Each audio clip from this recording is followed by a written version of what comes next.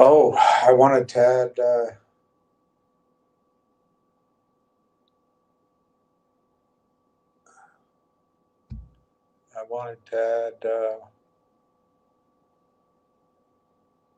I guess that, or that, or that. Gobble, gobble. I think I'll do the turkey.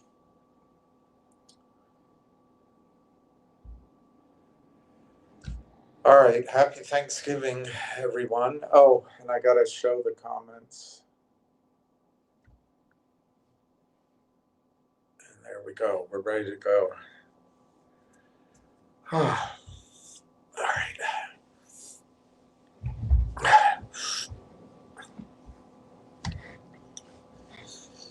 There we go. Well, happy Thanksgiving, everyone.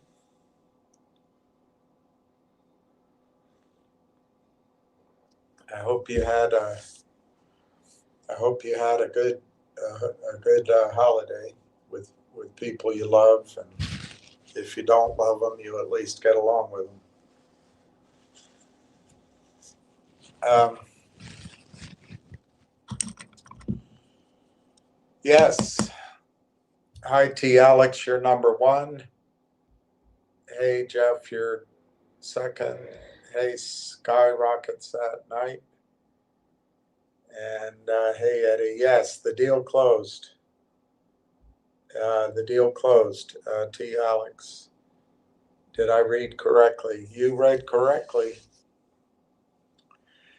But two things. It's a quiet day today, even in Canada. And we are starting to get into the holiday season. As much as people don't want to acknowledge that. And I don't know that, I think people are acknowledging it. I don't know how to say it otherwise, but there's an instinct to keep working, keep pushing forward. But they're going to find that a lot of people are on vacation for the rest of the year. It's just how it is with the rich. And they're distracted by other things. But yes, the deal closed, which took forever. And I'm not sure why. I think it was largely bureaucratic and largely process related. But was it leadership? Was it? I just don't know. But let's just be glad it's finished. And so what's going to happen here? I thought this morning the shorts would try to sell it down to convince you that it's a bad deal. Well, that didn't happen today. It's still early. They're still out there. Remember, they just have program selling computers. Program means there's an algorithm. Program means there's a range within which to trade. If it breaks that range, that sets up a new rule. For example, if it breaks an upper end range, maybe there's covering. If it breaks a lower end range, sell. Take away your bids.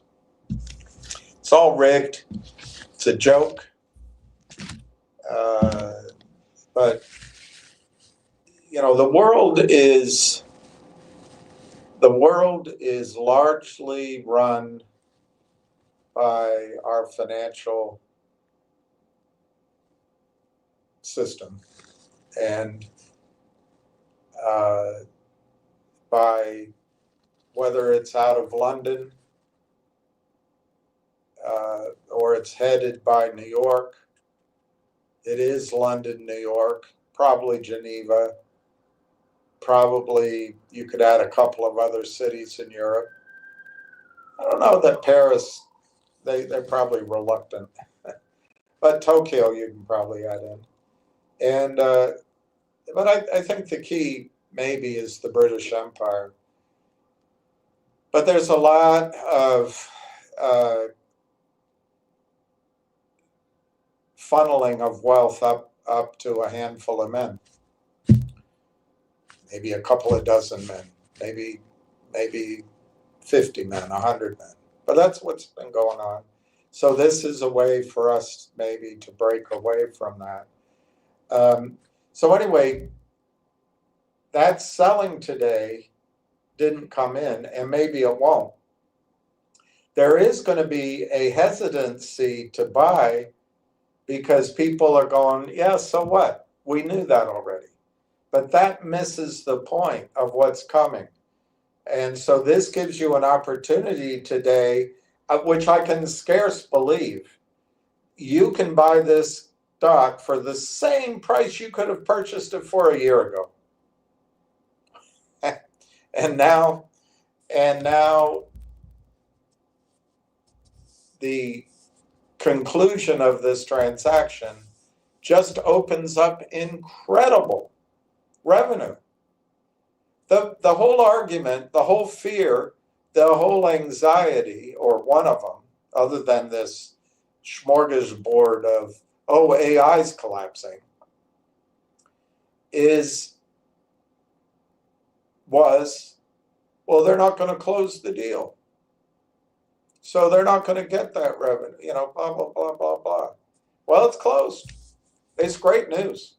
It is huge news. Today, you have about 2 hours to buy stock. Monday, it might be this price Monday morning or Tuesday. I don't know. But at some point, as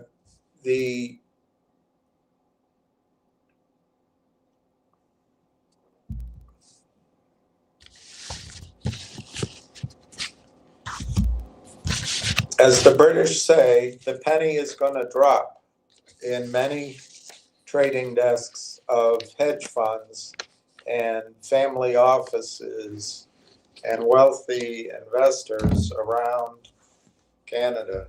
The penny is going to drop. I don't know if it'll be Monday, I don't know, Tuesday, I don't know. But one of these days, boom, you won't see these prices anymore. The only reason these prices worked, there was no buying. Well, we bought, okay, I got that. But I don't think our buying ever changed Canada's buying. I think our buying, the demand for our shares was always met by these computerized sellers. That's my opinion. In the over-the-counter market. It has nothing to do with the Canadian market. That's my opinion. It's hard to prove. I don't have the money to engage a study, but that's what I see. Well, if it's so good, there would be buyers. Well, they'll come. They'll come. You'll see them come. You're going to see them arrive.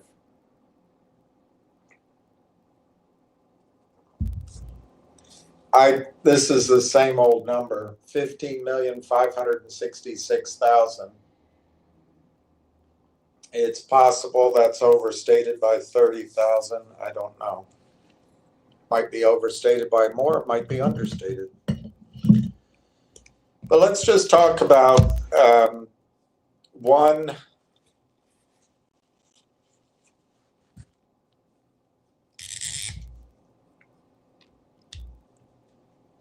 All right, let's go down some of these. Silver skyrocket. Happy Thanksgiving, William. Sagise. Sagise,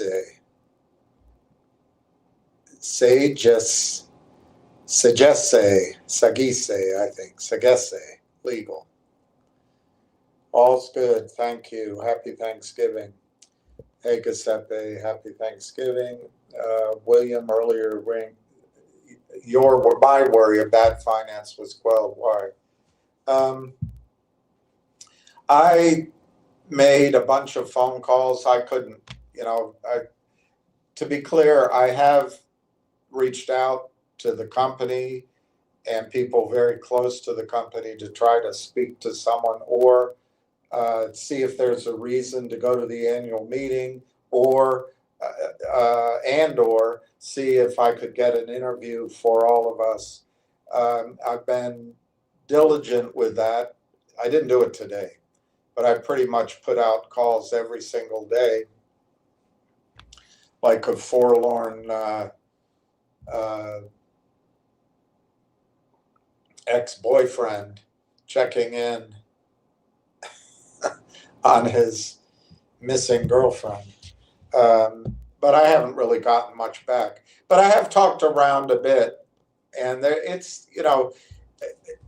there's the illusion of a network of people to talk to, but when you get into a stock story that's kind of not out there, you got to be careful. Your everybody's opinions are all within a certain comfort zone, so I got to be careful of that. But there's two reasons, Giuseppe. One, to a person, all of the feedback I got was, hell no, they're not doing a deal. They're not doing a deal with Canaccord. And so one of the things that was worrying me at the end of the week and over the weekend, just looking at the chart and all that, because what stupid movie? Jesse Stone, which is actually good movies. I remember him, I forget his name right now. I can't remember his name. He's a big guy that does the role. He is a big guy, and he looks, I guess, he's a handsome guy. Not that I know what makes up handsome, but I remember him on Magnum PI and on some other show. And when he was younger, I couldn't stand him. But anyway, he does this role for Tom Selleck. He does this role for Jesse Stone, and I think he does it really well. He has this expression that he says, I got to try to remember it.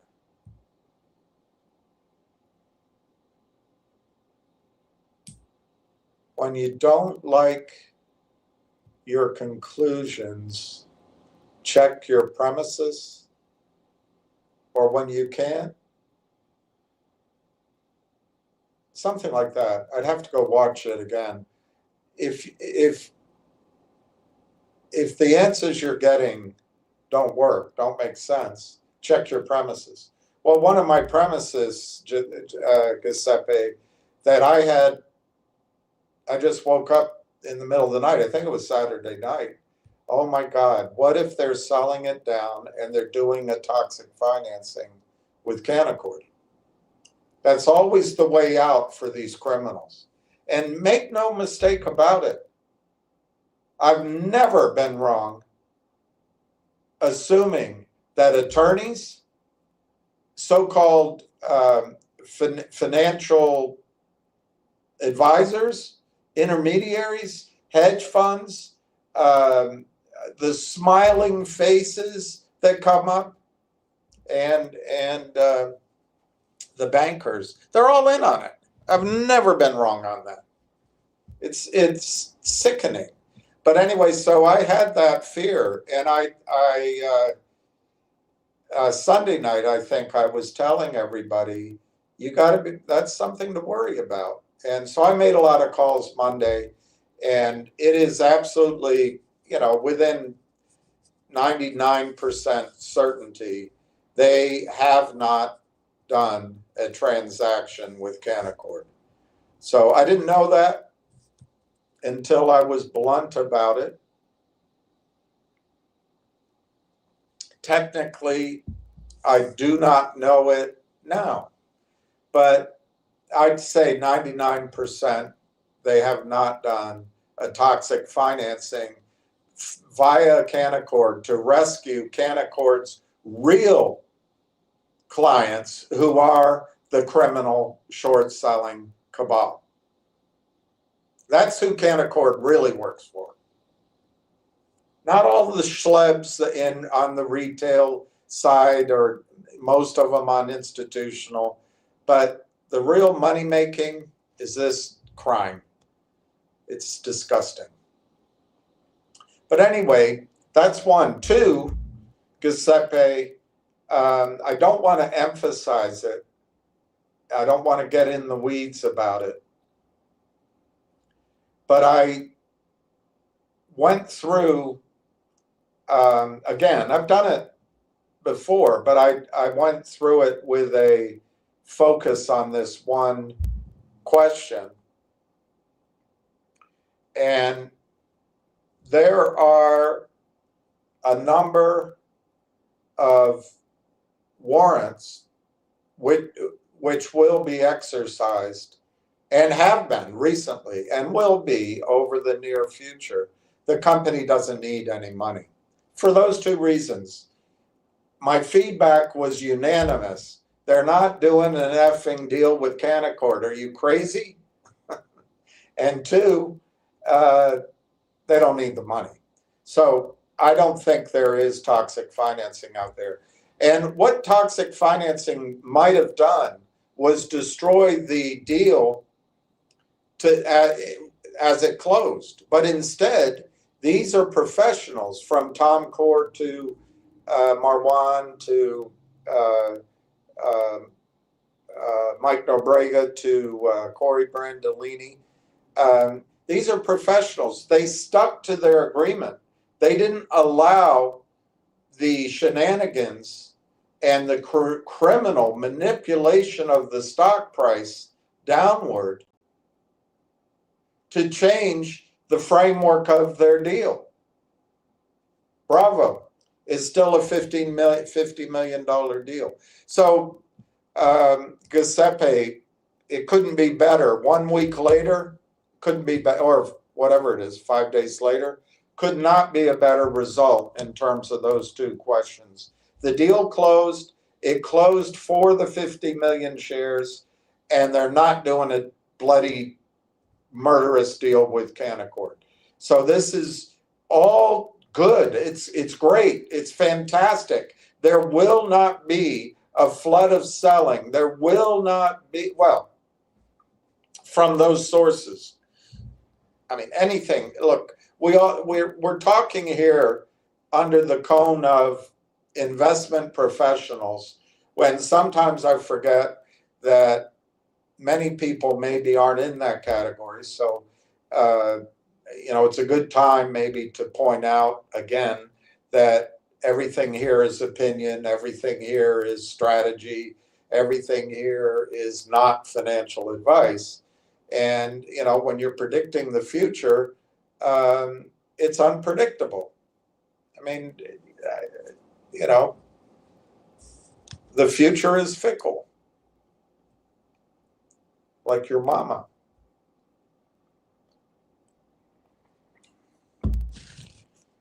All right, it's 11 o'clock. You have 2 hours to buy it under 40 cents. Guys, what's going to happen? I think you're going to hear now, I believe, we must hear from TELUS. Why? Maybe we won't. Maybe we'll hear from Railtown. Maybe we won't. But it seems like that press release of October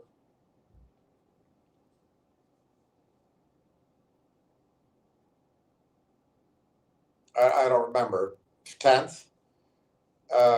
Anyway, the TELUS, the Tuesday press release, maybe it was the 9th, that TELUS, they did this deal. Well, it's big league, as that's a big league deal. But they didn't say much. They didn't say much in it. So I think we're going to see at least one or two or three, but at least one press release from TELUS, or it's from Railtown, explaining that a little further. I think you're going to start to see now discussion of the pipeline that has been clogged behind a dam almost.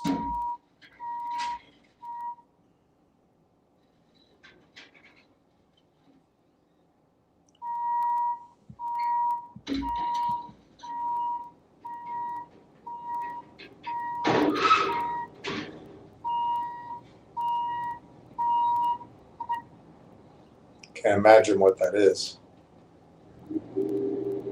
but it's loud.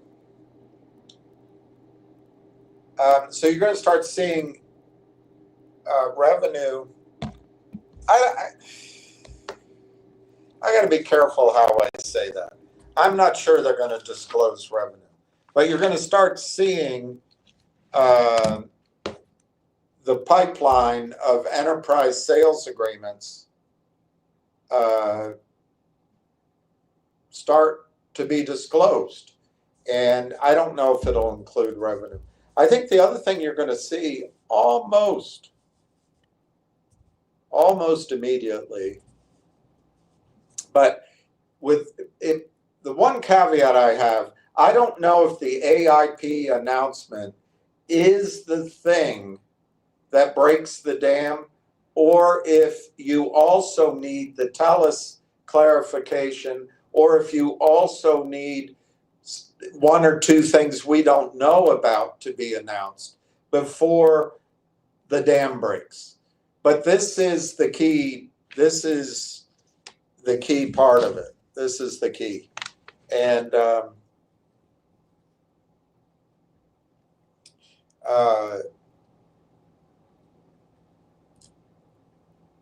I would like to see, I guess one thing I'd love to see is if the company were to explain that they had no intention of rolling up any company below, say, a $5 price.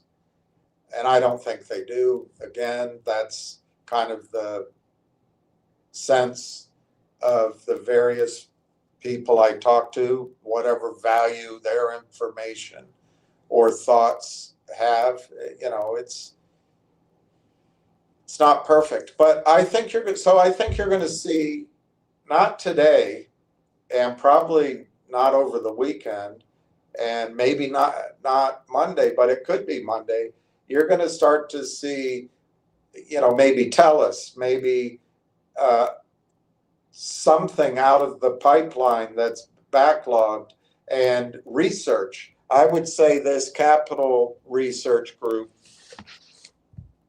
or Research Capital Group, being the most likely to come out with something quickly.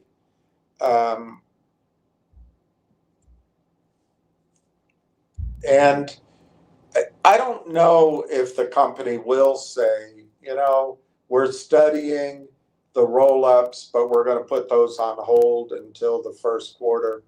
That'd be nice if we saw, but I don't think that justifies a separate announcement, but maybe it'll be incorporated in one of those other ways. But as that happens, this stock's going up.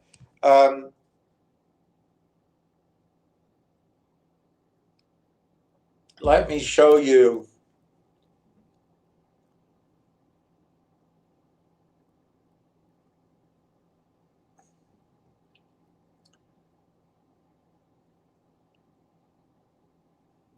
Do I think Canaccord is a threat? Yes, they're always a threat, Giuseppe, but not in this case. The key characteristic about people that engage in these transactions, they've been taught from a young age. Number one, never lose money. Never lose money. Number two, don't use your own money. Those two things. Number three, keep it in accounts that can't be traced back to you. Those three things they act on. And number four, they have no courage. So they're only going to do it. They're cowards. They only do it if a big hedge fund is cramming stock down. Well, there is no big hedge fund. There isn't one here committed to the entire destruction of this company. Like, you list all the other ones, any of the other ones that you've heard from the Charm Boys, and to the extent that I've been here showing, my 3 years ago that I thought this chart and all that, you can include me there, I suppose. I didn't mean to be part of that, but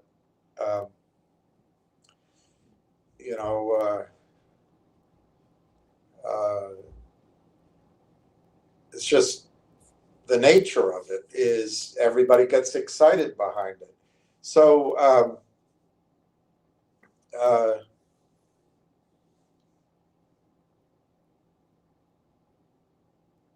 I forgot what I was saying. That's why I'm just at a complete standstill. Anyway, there is no hedge fund committed to the destruction of Railtown, like MMAT, MULN, DLQ. We can go down the list. So that means that none of these cowards are going to trade against the market. They have been testing, because remember, they're all dumber than a brick, and they're also using automatic program computers selling. So they do it across hundreds of stocks. Now it's true, they on their particular desk they might assign to one guy, here's 50 grand you can trade, another guy you've got 500,000 you can leverage, and each and everywhere in between, and they each focus on 2 or 3 stocks. That could be, but in general, they don't study the fundamentals. They don't know the stories. They're probably drawn to stocks where retail has come in, because that's where there's some marrow, there's some meat on the bones, marrow in the bones to suck on. They're all disgusting. Their behavior is deplorable. Anyway, I don't think Canaccord is a threat as long as these lying, smiling liars didn't get into the boardroom at Railtown. And I don't think they did. I'm not saying all of Canaccord is bad. It's just, it's just a rotten part of the precinct. That part of the cops are on the take, and the rest of them don't get laid. I don't know. It's just the human corruption. So no, in the specific case of Railtown now, Canaccord is not a threat. I think Canaccord was a threat all along, and Canaccord may have processed a lot of shorts for that automated computer selling, which probably started, by the way, without a human brain. I'm telling you, the computers read the headlines. They read the news stories. How do they do that? I don't know. It's just, if it says MOU, if it says weeks, if it says acquisition, if it says Canaccord is the exclusive wanker, well, it generates selling. It's a formula. But I don't think now that the transaction is closed, and now that we're on the verge of revenue, I don't think Canaccord's a threat. And I don't think Corey Brandolini's an idiot. I, I,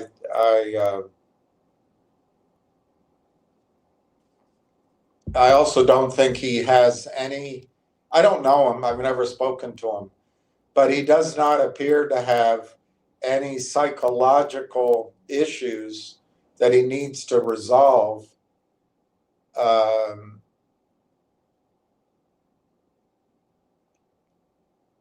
by getting a hey attaboy from a lying wanker banker, and hey, that's great, oh wonderful, let me pick you up in my Rolls Royce, and you did such a great job, oh we'll help you, this is what just, and then flush with wine and praise, he signs the deal. He doesn't have any of that self-destructive, I've worked my ass off and now I've got to throw it all away so I can feel like I'm worthless again. He doesn't seem to have any of that nightmare psychology, psychotherapy, I don't know. My study of psychoanalysis ended at Freud when I realized it all comes down to, according to him, penis anxiety or penis envy. Swell. That's what it is? Great. But it does explain a lot.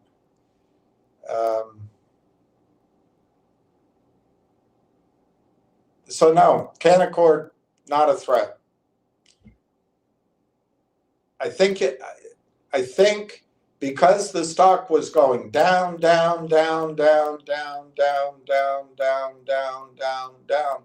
for 4 months, as Jesse Stone says, if you don't like your conclusions, check your premises. I think I had to check and had to express my concern that Canaccord might have been in the middle of a sting operation. Now, when I say Canaccord, it's the people that are their clients. Who truly sticks the knife in first? The client with avarice or the prime broker that just wants the commission and ignores what they're seeing? I don't know. To me, they're both scum. Their behavior is both scummy. No, I don't see any risk in Canaccord at all. None.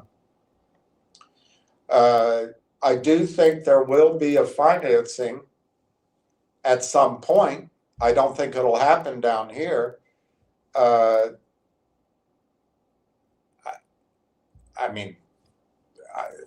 If I had to pick what could happen, you could see after this period of time where the material inside information is blocking buying and blocking research and blocking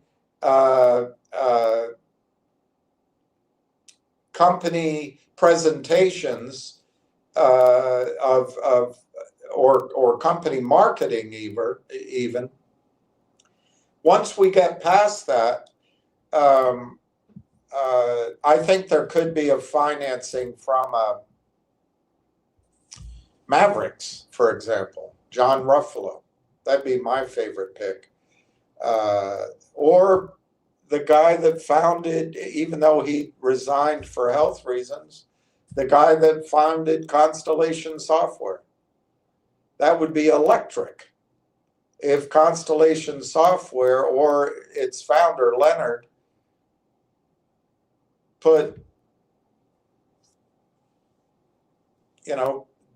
did a financing of $5 million at $5 a share, Canadian. That would be electric. But that wouldn't be for the money. That would not be for the money. That would be for this, oh, I hate that word, synergy. I hate it. That would be for the strategery of it all. It would be that by allowing this gentleman in, or this fund in, or this woman in, it will lead to additional buying around the ecosystem in Canada and maybe globally.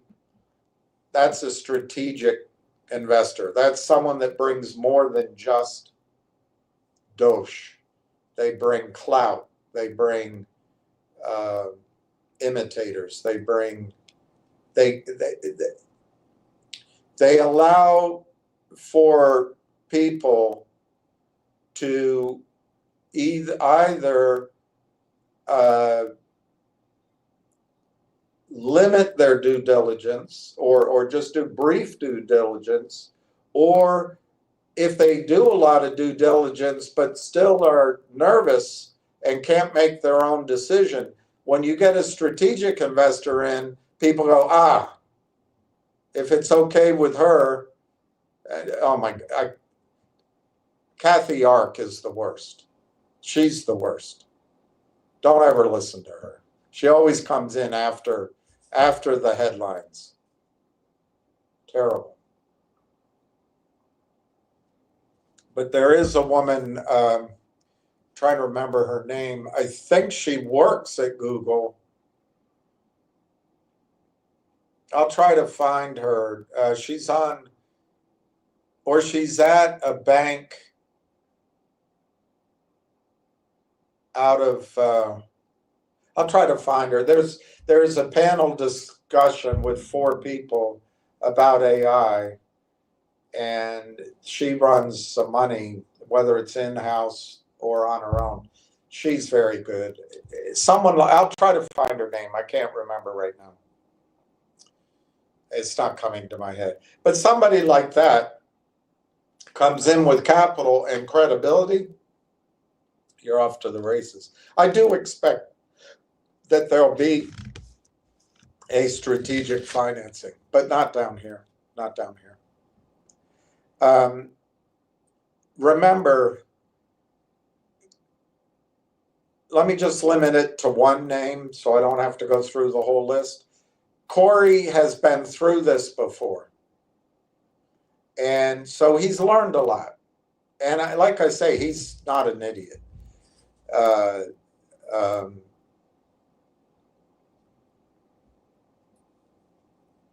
So his reward here is the value of his shares. I would submit to you, this is my assumption, my premise, that this company isn't going to be around in 9 months. Now, it could take a year, it could take 18 months, it could take 24 months, but I don't think it's going to be around in 9 months. I think it's going to be purchased by a Microsoft, purchased by a NVIDIA, purchased by a Constellation Software, purchased by an Oracle of Omaha. No, I'm just kidding.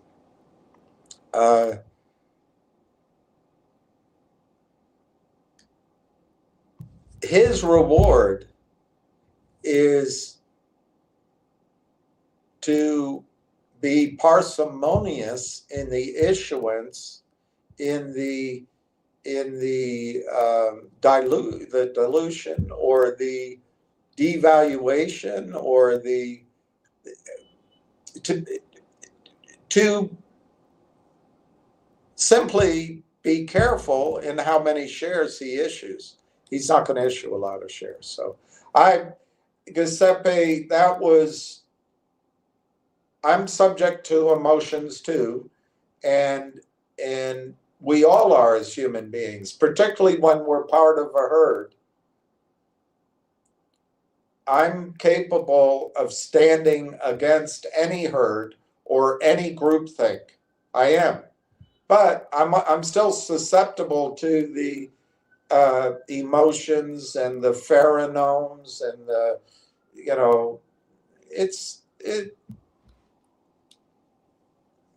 And when you stand against a crowd, doesn't mean you're right. There was a woman who let me down, but in a conversation with her, I mentioned that sometimes you have to go against the crowd. You have to be a contrarian.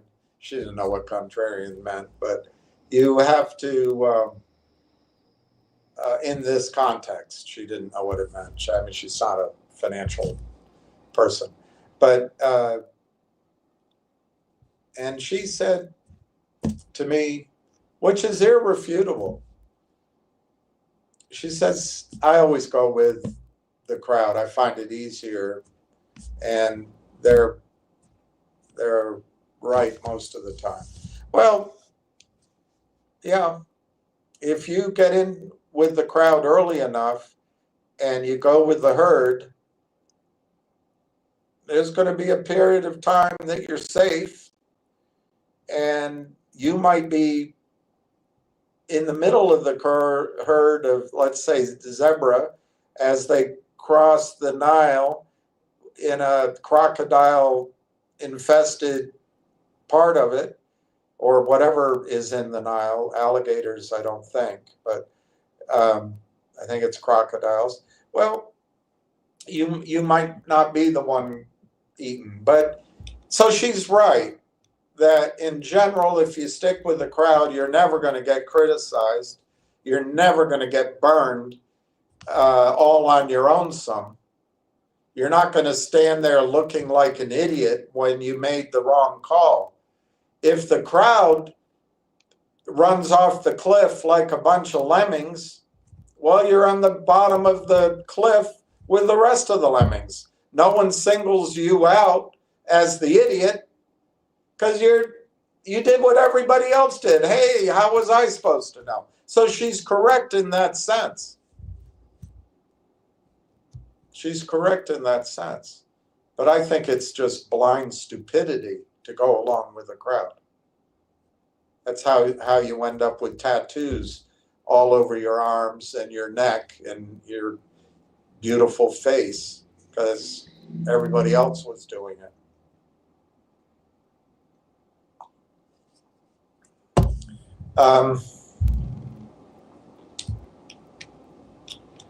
The stock is climbing as we're speaking. If you want to buy, this is the next hour and a half is going to be your cheapest price from here on in. The selling has disappeared and maybe it's gone permanently. Well, I don't trust it yet because we're under $1. But this son bitch, when it starts to run, you're not gonna have time to buy again at these prices. Now, don't get all excited that it's gonna go skyward right away. It's gonna go to 120, stall, pull back, 150, 175, stall, pull back, 175 to 225, stall, pull back. It's going to have this stutter step until it gets up to the point where institutions can buy it and where Merrill Lynch brokers can buy it, which is $5 or higher US. Once it's up there, the Canacords of the world will go do their praying with an E, not an A. They're preying on innocent retail investors. They'll prey elsewhere.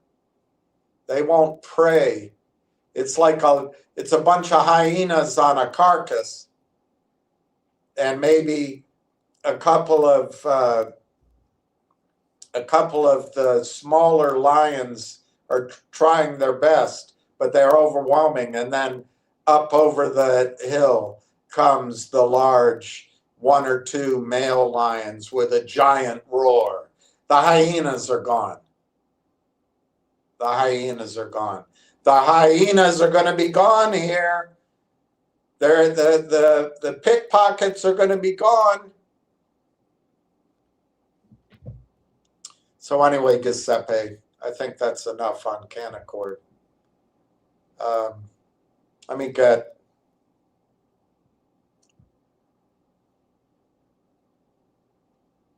how do you buy the stock? I don't see it on Robinhood.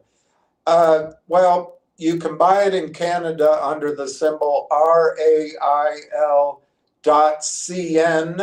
or .ca, depending on your service. In the over-the-counter, it is like in the title, RLAIF. Robinhood and that other one, Moo, and that other one that begins with a Q, those brokerage firms were specifically set up to create phantom shares, to create fractional shares. Right in their business plan, they say we're going to sell fractional shares. That is fractional reserve security system. They're just trying to imitate the fractional reserve banking system. They're all a bunch of frauds. They don't trade in real shares. And so I'd be surprised, frankly, if they allow you to buy this stock. I don't know, though. I don't trust Robinhood. I don't think they have integrity. But those are the two symbols. I don't know how you buy it on Robinhood.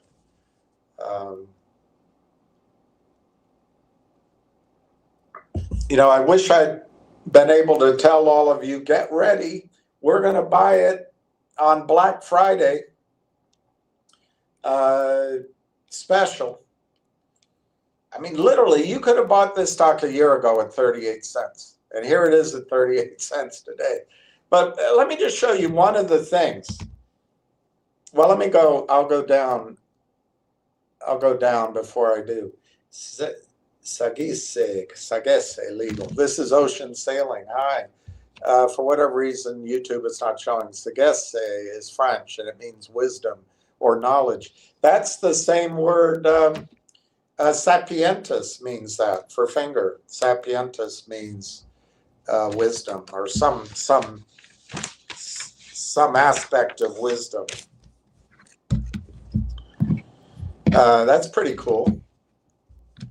I didn't know you were a lawyer.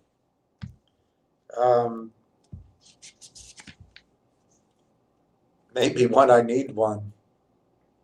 It's always good to know a good lawyer, a good attorney. But I'm glad you're here, Ocean Sailing.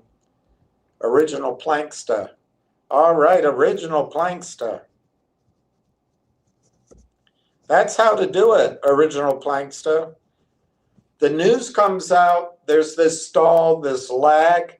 That's when to buy, because now you know for a fact that the deal closed. You now know for a fact how many shares are outstanding. We didn't know that for sure. You now know it. You now know it. And you also now know that revenue's coming. Revenue may not be disclosed in each news release. Revenue may be disclosed in broad stroke in corporate presentations, and revenue may be the channel, the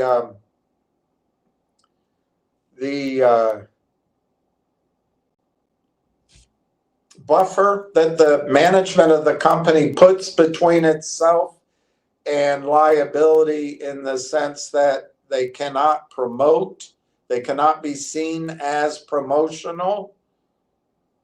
Those are our rules. That's the SEC. I'm sure Piro or Ciro up in Canada does the same thing. So it may be that they pay, or in many cases research isn't paid for, but it's a symbiotic relationship with the institutional desk and even retail desk of an investment bank. So maybe the company will put off on research analysts the job of letting us know what the revenue is going to be. But anyway, revenue is going to start clarifying over the next, I think it starts next week, unless they have to wait for a TELUS deal clarification. That's what I think, because I think the TELUS deal announcement was, I mean, it didn't really say much. They might as well announce that they were going to go, the CEO was going to go watch a Coldplay concert with the executive assistants of the other company. It's starting to move, boys and girls. 37.5 to 38.35. This is your chance to buy it, in my judgment. Good job, Original Planksta. You did the right thing. Phil Haynes, it's the money train backing up to your house. or the manure collector, the bullshit collector. I'm a Jew hater. How is it you're able to talk cock the whole day? I don't know. I guess that's why you're typing, because your mouth is full, I guess. Thank you for joining. It's so refreshing when guys like you come on. It's just you add such meaning and joy to our few days on this revolving planet. You must be proud of yourself. I'm not going to repeat your I don't know how you're able to be on YouTube with such an anti-Semitic name. Just to know, I personally am not anti-Semitic. I am anti-Zionist, and I am anti-stupid, and I am anti-bullying, and I'm anti-cheating, and I'm anti-stealing, and I'm anti-taking advantage of the defenseless. There's a lot of things I'm against, but I'm not against a whole religion or a whole people. So I'll go through your comments, but I'm going to delete you. I don't like anti-Semitism on my channel, so I don't like your name. Knock, knock, pure garbage, utter gibberish. Are you self-identifying? Thank you for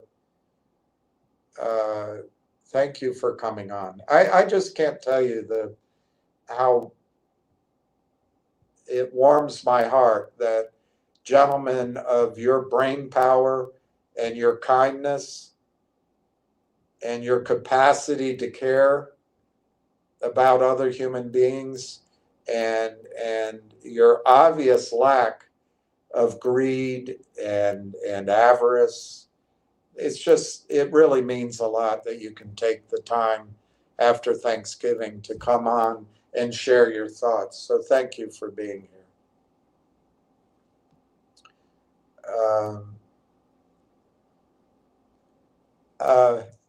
No, I'm not. I don't get that. Everything out of your mouth has been wrong.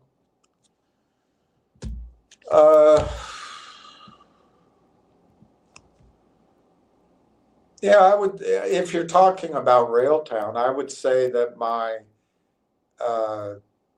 short-term price targets have been incorrect. I would agree with you there. Now, if you want to give me some slack for reasons for it, fine. But if you don't, I'm not asking for it. I'm not asking for excuses. I called for much higher price movement by now in the stock, and there's no question that I've been wrong on that. So again, you know, it's important, I guess, for you to point that out, and I appreciate that you took the time to do so. Since day one, well, I don't know when day one is. I started my emphasis on Railtown on June, not even emphasis, my sole focus on June 5th. And I think some of the advice I gave in those early weeks has helped people. I also think, I'm not going to repeat your name, it's so disgusting. I also think the story isn't finished. We have 15 million shares here that are ready to benefit now. So the story isn't written. You're the one putting a final timeline that's unnecessary. Anyway, from June 5th, there was 2 or 3 times, I guess, people, if they wanted to trade, they made money. But I've been adamant against trading during that time frame, so I don't want to take credit for that. I simply have been wrong in terms of my targets for the last, what is that, 5 months? I don't know, June, July, August, September, October, November, 6 months. I've been wrong for 6 months in my short-term targets for Railtown. And I don't know where day one starts in your mind, but let me move on.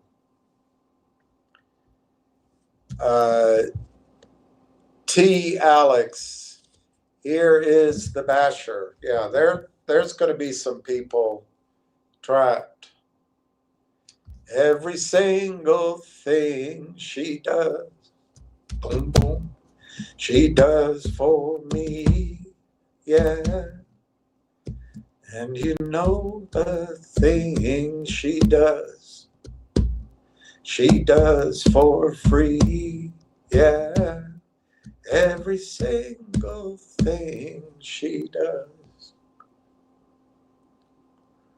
T. Alex, here is the basher, as expected today. Exactly. Hey, Donna. Good afternoon, William and everyone. I blocked. I'm a loser. I'm a loser. I'm a loser. I can't remember the words.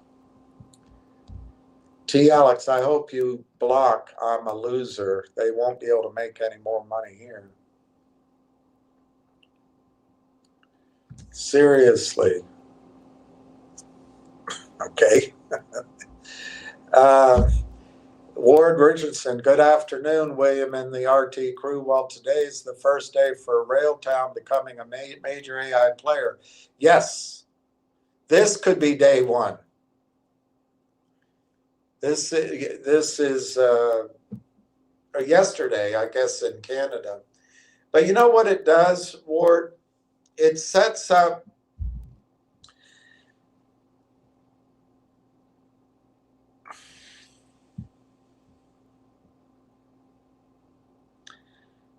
I'm just going to guess, because I don't know, Ward. I really don't know. But I would imagine if there's a limit to buying up in Canada caused by the AIP deal not being closed, that's gone. I know that. We all know that for sure. But what I don't know Was that the only thing? So if I had to guess, we still need to hear about the Thales transaction, which I'm going to discuss here in a minute. Just so you guys understand how beautiful this transaction is. Already, by closing it, it's beautiful. It is beautiful. But I think it needs to be disclosed further. I don't know for sure, but I think we need more disclosure on Thales. There may be one or two transactions in the pipeline that may need to be disclosed. So my point is, Ward, this is yesterday is day one, but and this was the predicate for the breakthrough, the breakout. But there may be one or two more items that need to be disclosed before we see the full impact. But yes, this is extremely exciting. This is fantastic. I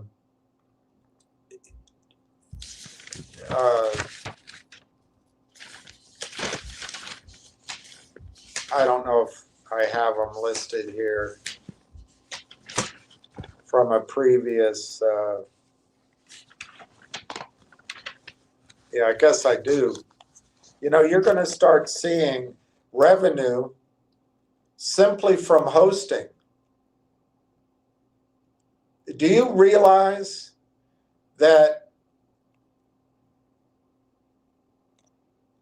LangChain was valued at 1.25 billion based on an annualized guesstimate of revenue using, I believe, incomplete June data, annualized at 12 to 16 million, annualized 12 to 16 million non-profitable revenue. They valued the company at 1.25 billion. The hosting alone that we know about is going to be worth that at 100% payout. How long? Which is right, which is wrong? But then you're going to get the roll-ups.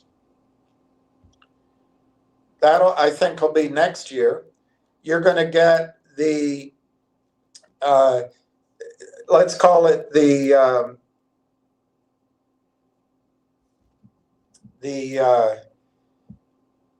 I don't know, the enterprise sales agreements within the AIP ecosystem, 5,000 end users, the cross-selling, you're going to get that. You're going to get the already announced, I don't know, it's about 8 companies, revenue deals. You're going to get the pipeline, which, you know, maybe you should count that with already announced, but there's got to be a backlog in the pipeline, revenue deals to be announced. And then you're going to get new pipeline coming, the ongoing marketing effort. And then you're going to get the Thales hosting of all those pipeline deals and the cross-selling deals. And further, you're going to get Thales directing their customers to host at Quisimini, sovereign AI factory using Conductor. Guys, the revenue that's going to start flowing, it's a beautiful thing to win. You're going to get so sick of winning, to quote Donald Trump, you're not going to know what to do. Failure is miserable. Failure means you're out on the street. You don't know how you're going to pay your Verizon bill. You don't know how you're going to, pay rent. Winning, all of a sudden, not only can you pay those things, you can pay off and I'm not saying sell the stock, by the way, but you're going to see all these goodies start coming because you won. And the key is to hold on. Do not get sold out. Do not get shaken out.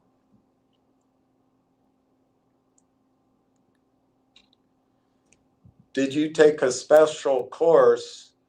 I'm a loser is asking for how to do this daily. No, which you can see in my lack of professionalism sometimes, and perhaps oversharing, and certainly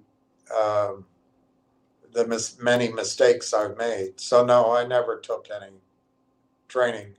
Who trained you on how to bash and to short sell?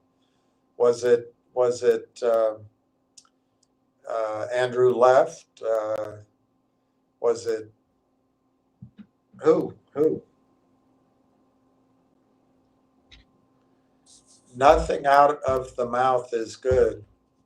Well, I think it's better usually to, when you, for example, when you're eating, it's better to put food in your mouth, chew it, and then swallow it. It's better that way than regurgitating. Things that you regurgitate, they're not particularly good. Everything wrong the last 3 years. Everything? That's a big claim. I'm not going to go through it. I've made a lot of good recommendations, but look, I'm no genius. Anybody could have done that. I don't know that I've never seen you here before, but I don't know where you're from. I just hope you have a more positive impact on people's lives somewhere else, because I don't see any indication that your current course leads to anything that's positive. T. Alex, LOL to I'm a loser. You are an idiot. Neil, good morning. Okay, now the AIP merger is behind us. Bigger deals will follow. What? Are you kidding? Neil, you must be kidding. You must be joking. I looked this morning and it was 18,000 shares. You must be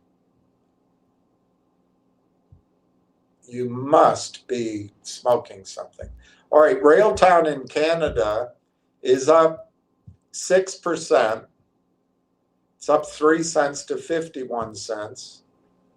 And the volume, you're right, it's 227,000 in Canada. It's a big day. Now, what did you say? CSE today, almost 400,000. CSE, I don't know what ATS is in Canada. I don't know what ATS is. Automatic trading system. 403,000 shares. Neil, that's amazing. So guys, this is one of the few days I've noticed when I've looked that the Canadian volume is greater than the OTC volume. I think the sellers are gone. I'm talking about the program sellers. And so I think I'm a loser is about to become a bit of a loser.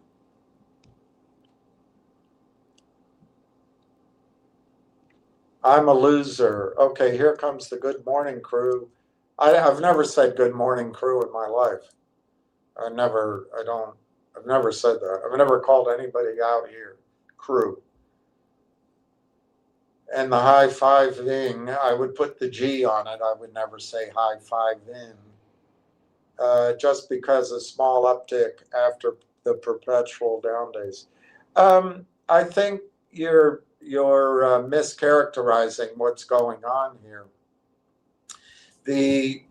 Yes, I totally expected, and if not with your cohorts, I could have seen the stock down today, because you want to convince everybody that this is bad news, because your systemic selling and destruction of all stocks in the below $5 range who need capital on the over-the-counter in the NASDAQ markets, it always works, except here. What the key thing here is not the price action today or tomorrow, Monday or Tuesday or Wednesday, or for all of December for that matter. The key event by closing the Railtown purchase of AIP Partners is revenue, revenue, revenue. You know the game in real estate? Well, here, the game in Railtown, 3 words: revenue, revenue, revenue. And it's going to roll over you. I'm a loser. Just wait. For what? Your next comment? I'm a loser. Where's the $5 or $10 water, whatever Fook by July, August, September, October? Well, I didn't call for $5 or $10 by July, I don't think, but maybe. Let me go through that with you. I'm a loser. I think what's going to happen here, just like I've said all along,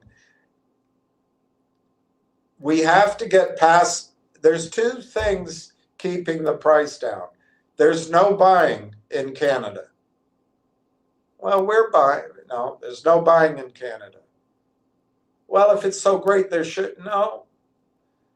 The insiders, the large shareholders, the institutional, in fact, retail in Canada doesn't really know about this stock because Canaccord has it on their restricted list. Still, I'm sure. I don't know. I shouldn't say I'm sure, but I have a strong instinct. It's still on their restricted list. So nobody's buying in Canada. That's number one. Number two, you all and your collusion, your co-conspirators, you just sell, sell, sell, sell, sell, sell. It's boring. It's actually boring. But that's all coming to an end. Now, what I think is going to happen, because a lot of family offices, a lot of institutions, in fact, I would guess even sort of the research departments, down here for sure, but up in Canada, I don't know.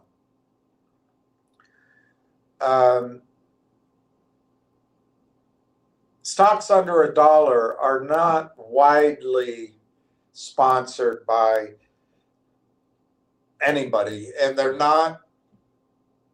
you're not going to see big institutions necessarily start buying a stock under $1. Now there can be some exceptions to that. I would put at Mavericks, OMERS, and some of the knowledgeable institutions in the technology space up in Canada, the software space, as obvious potential exemptions or exceptions. They'd have to get an exemption to their approved trading rules. But anyway, so you're going to see hesitancy at first. You guys are going to try to sell it down with stock that doesn't exist, trying to create fear and uncertainty. It's not going to work, I don't think. But so it'll go up, it'll come back down. It'll go up, it'll come back down. It'll go up, it'll come back down.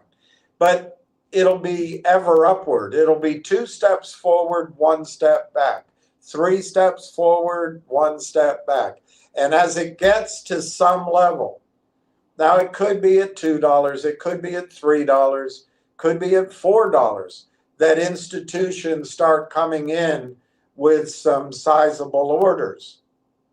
But some institutions might go to their investment committee and get a sign off that you can buy it under $1. We don't know.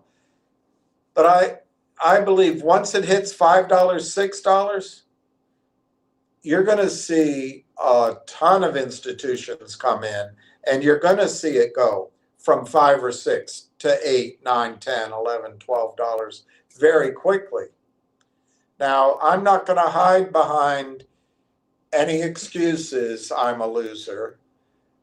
You are very selective in your taunt and your jeer and your criticism. But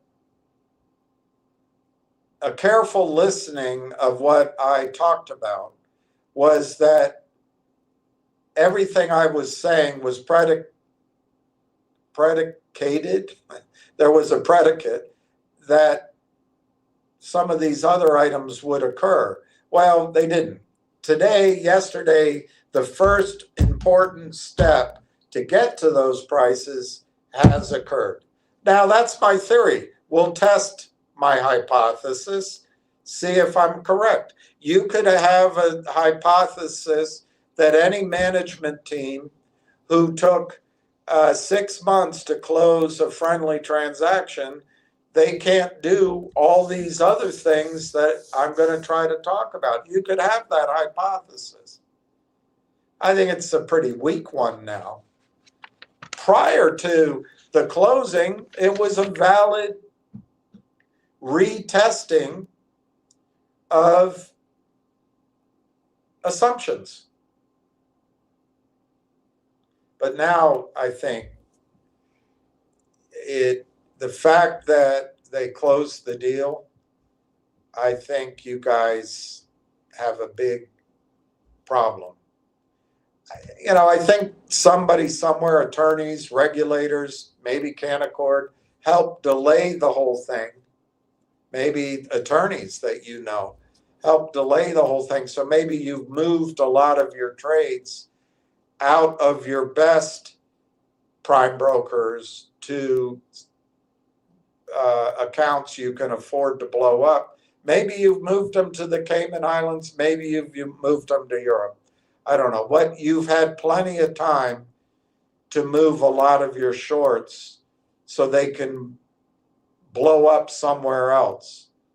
I'm not sure why you need to come on here to protect your short position. So it implies to me you're going to have some trouble over the next days and weeks.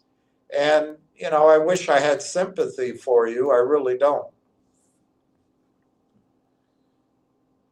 Sam Guest. All right. Good job, Sam. This is the time to do it. This is the time to do it. Absolutely fantastic. 30,000 is a great number. Imagine if it goes to $33.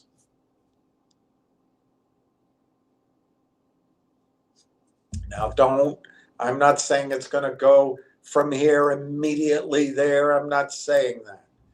But, over the next months, and it can take longer, that's a great position.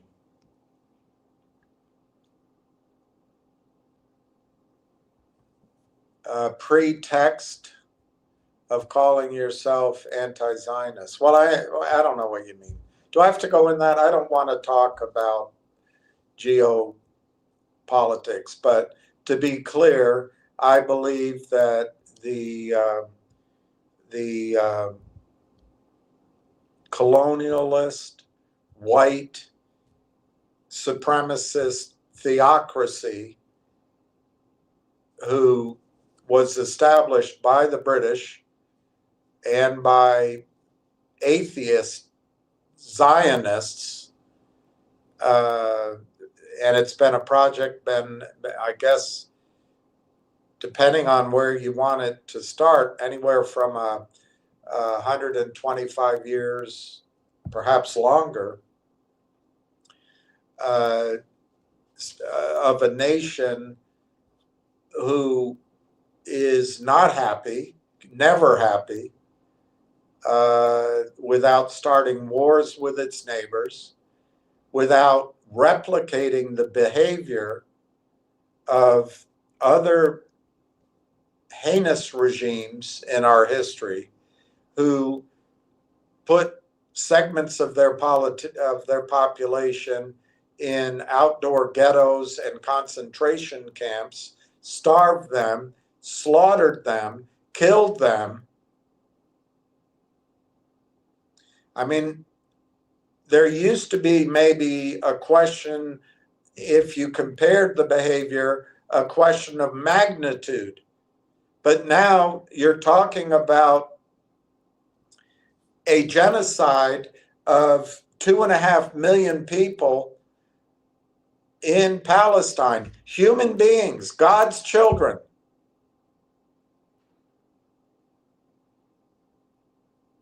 And that's the count starting recently. That doesn't count the hundreds of thousands, if not millions, already genocided, if I can make it a verb. And then if you add Lebanon, if you add Syria, if you add the attempt to bring it to Iran and elsewhere, I think that the Zionistic state of Israel is committing genocide. Can I be clear on that? There's no pretext. And if you need to conflate that because you are both the supremacist and the victim, I suggest you need to seek a shrink or I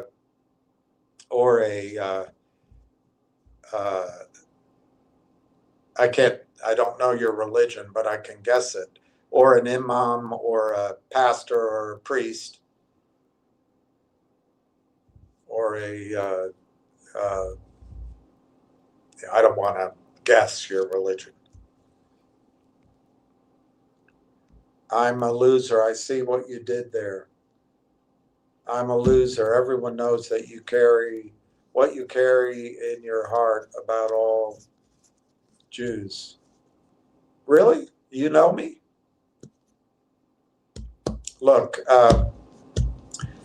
I'm a loser.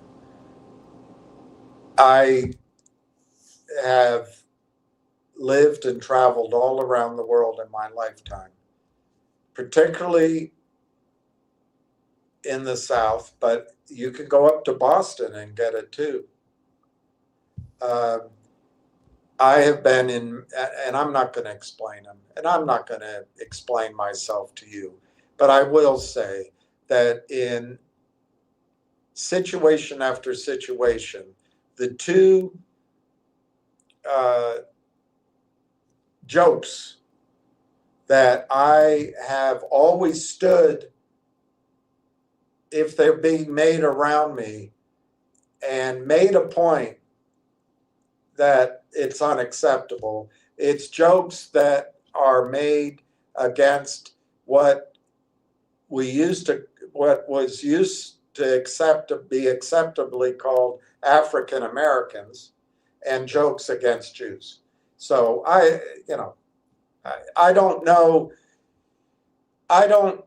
that you know me, but I would ask you and that your collective that are doing this to retail, how do you justify it? What do you call yourself?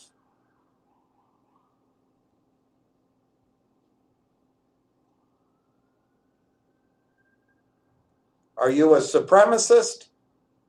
Or do you see all people as equal before God's eyes? I'll leave it to you. I don't want to judge you. Good Lord, do you ever end? The penitent man will pass, my dear friend. Thank you. I don't know what it means.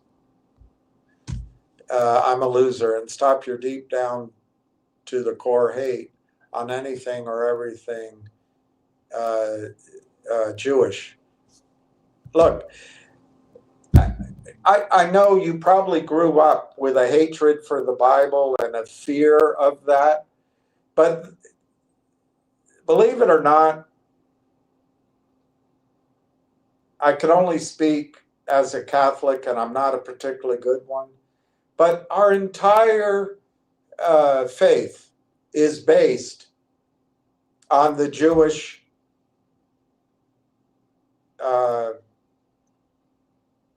records, the Jewish story.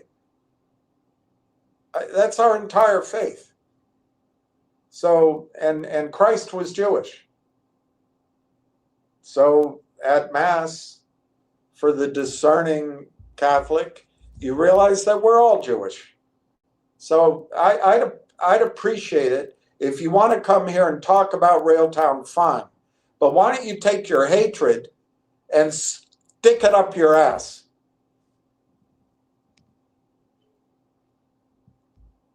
All right. Giuseppe, hey Neil, is it half a day of trading up there? No, I looked it up. They have a full day of trading. I'm not going to repeat these things, particularly when you're directing it against audience member. Oh God! So you're actually that woman that laughs uproariously every time Double D says something on space calls. Is that who you are? I forget your name. Neil, full day trading.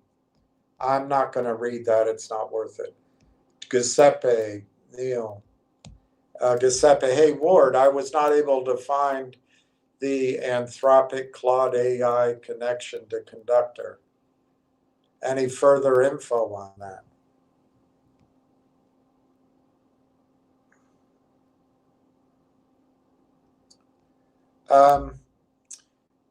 There may or may not be a connection. I'm a loser, but people come on trying to do research and due diligence, which is more that can be said for you. I've never known Ward to say anything that is not accurate, and I've never known him to be intentionally inaccurate. So I'd appreciate, again, if you limit your comments to your due diligence on Railtown. Eddie Rawlings. There was a AC/DC. There was a lodge mate who brought that album in, and he used to play it. And I thought that song, I never bought the album, but I thought that song was incredible. His roommate had these incredible speakers. That's a perfect word. It's a perfect, good Lord, does this ever end? I'm a loser. Be careful and learn from veterans, from us. Ask William. He knows who is to us. I don't know. It's painful. You're dumber than the reporter that asked Donald Trump a question. I'm a loser. Don't talk about us having positive impact on other lives when the very you, William, did the total opposite.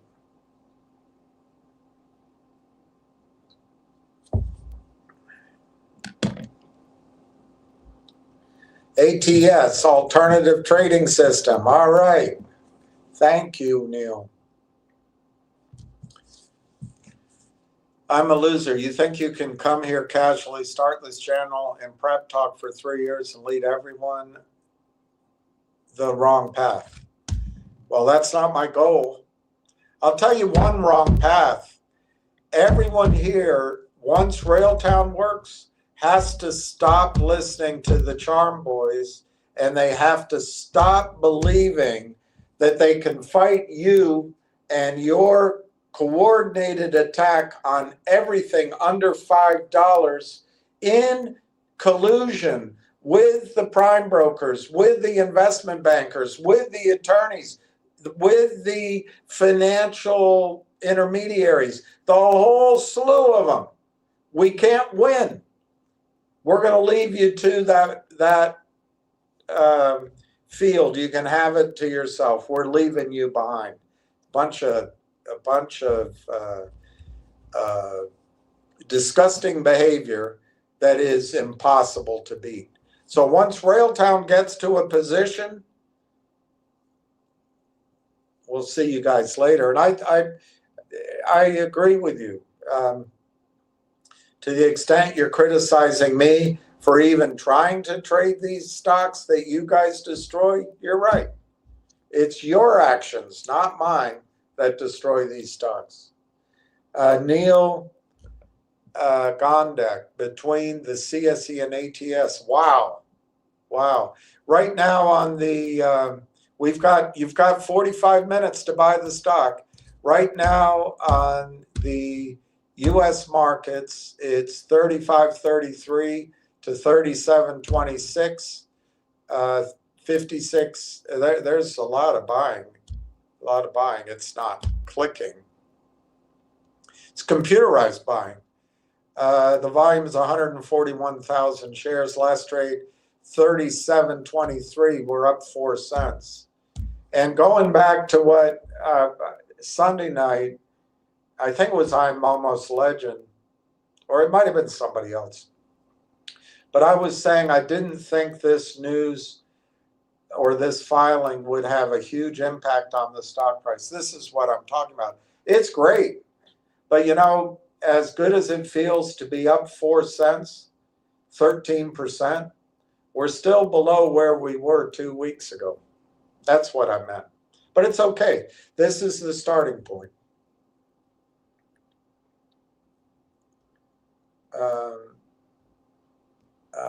I'm a loser. How do you sleep at night? I don't sleep that well at night. I must admit that it's fighting you guys has not been a particularly rewarding experience. I'm a loser. You're dealing with other people's hard-earned money with all your casual piss talk. Well, I don't talk casually, and I'm not trying to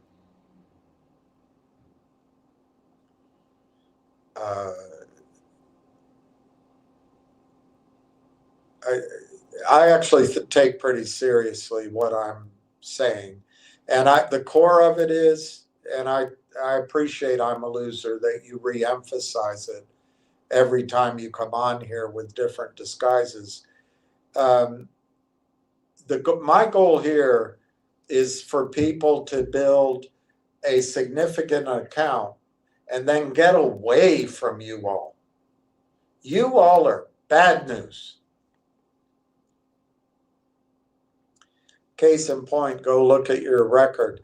Well, I'd love to see your record of thieving and stealing and collusion and kickbacks, but I can't even see your name.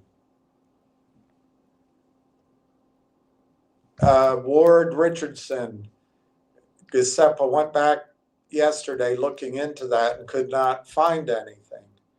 Hoping, all right, I'll look for that email. Darn it, I should have done it before I came on. I'll stay on long enough. I'll find it. We'll go to the end. I'll find that word. I'll find that email.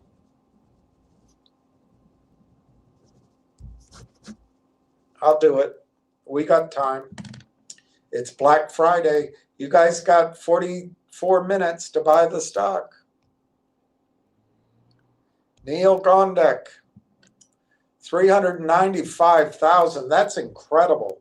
It's still 141,000 in the good old US of A.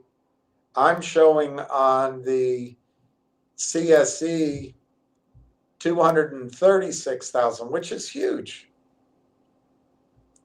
Let's see if there's any more.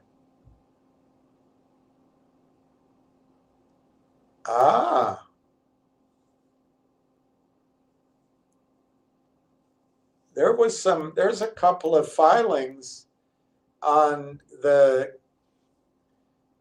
Canadian Stock Exchange.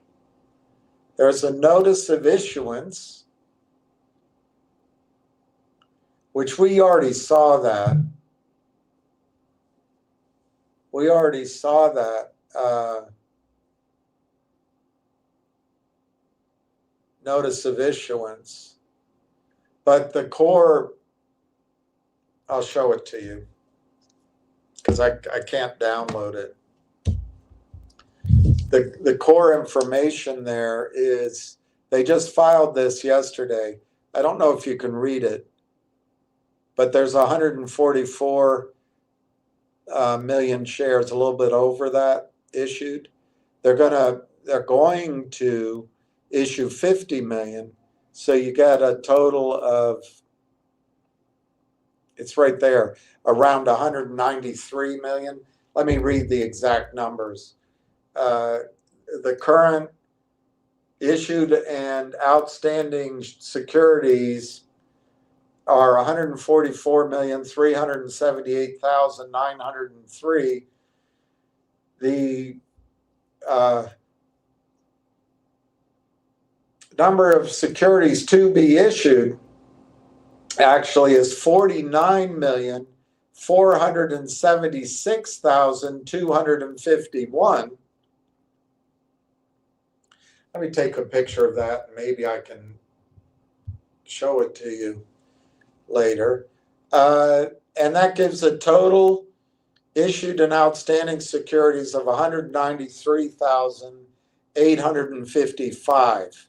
193,855,154. So that's that filing.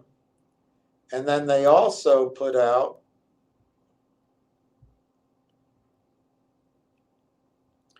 the CSE Form 6, which says Railtown Technologies hereby certifies to the Canadian Stock Exchange that the issuer is in compliance with the requirements of applicable securities legislation, as such term is defined in National Instrument 14-101, and all exchange requirements as defined in Policy 1, other than solely to the extent of the issuer's default status on the reporting issuer list and certain deficiencies relating to the statement of executive compensation for the year ended September 30, 2024, as contained in the issuer's management information circular in connection with the issuer's 2025 annual general meeting. So they filed that.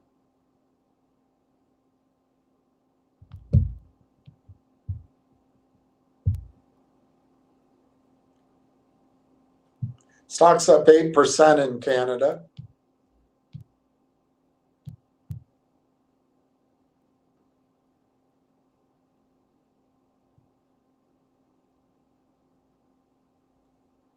And the volume is 236,000. But I agree with Neil. I don't know how to get the ATS, that it's 395,000 in Canada. You've got 40 minutes to buy the Black Friday special. She's the Orange Blossom Special.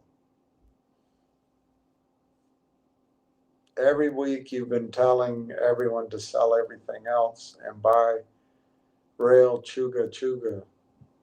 Well, it's not true. I've said it every week, but that is my um, overall strategy that I've emphasized. But it's not selling everything. It's to the extent they have other stocks that are subject to your conspiratorial destruction. Yeah, I think people should get out of all of those stocks, every single one of those manipulated stocks, and only own Railtown. I agree, and I think it's good that you remind people that I'm a loser. Stock now down 30 to 40%. No, it's not true. I mean, from the high, when you guys started selling, maybe that's accurate. The high on the year is 69.7, so call it 70 cents. The bid here is 35 cents, so it's down 50% from the high. That's it. That's not the majority of trading. Majority of trading has been in this price range, 38 to 44 range. But yeah, I'm a loser. I've been pretty clear. I was on Sunday. I didn't think this specific filing or this news would cause the stock to suddenly rally. Why? Because technically the stock was broken.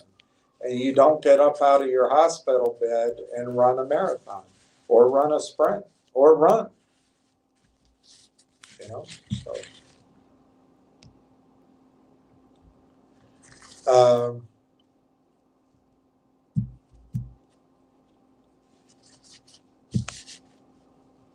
I don't know what this is. Taboo. Are their names so murderous and still out there advertising terror? How much more proof do they need?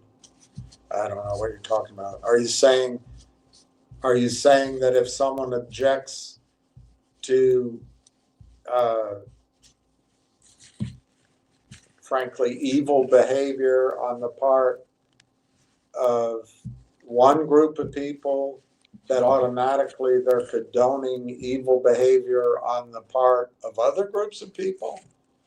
It's very black and white thinking, and it's not how I think.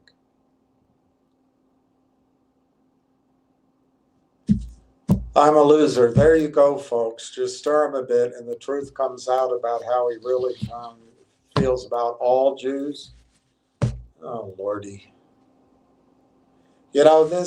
This interweaving of a Zionist agenda, which I find actually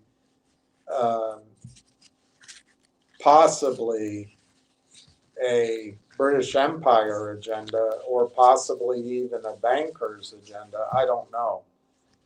It may be a Marxist agenda.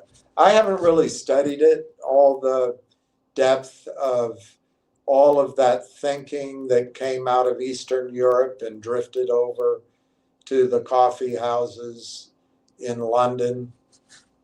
But I do think it's bank-led, empire-led. But I don't know. You may know. But, to point that out is not the way you're presenting it, and I don't appreciate your slander or your libel. I really don't.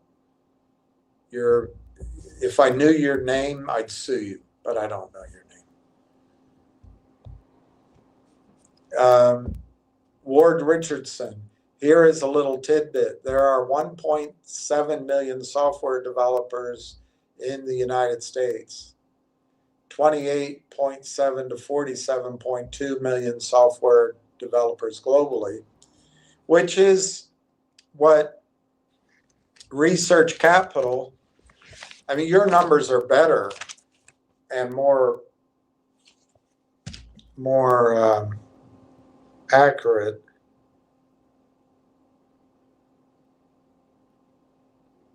They don't, it's not on the first page, but maybe I can find it.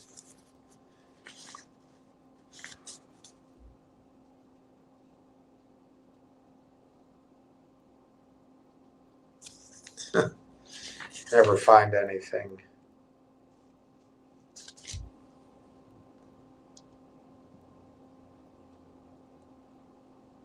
Anyway, that's a similar number.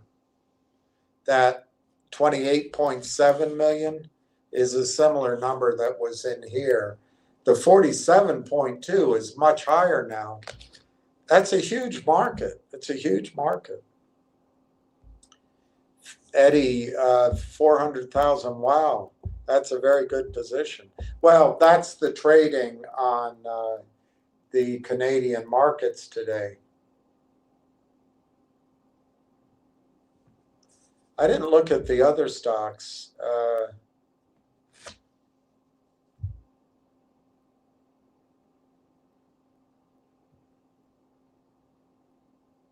That's weird.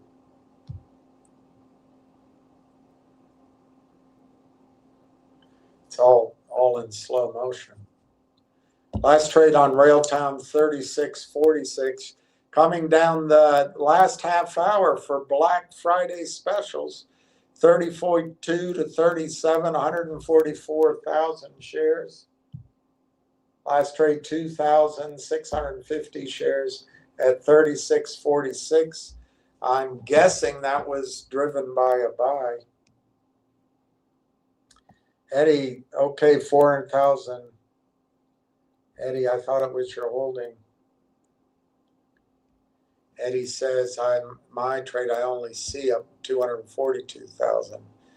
Yeah, but he's bringing in the AST. Somehow he gets AST. I don't know how to get that.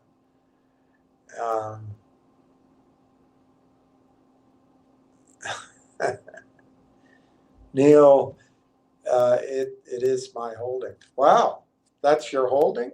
Let me go back up.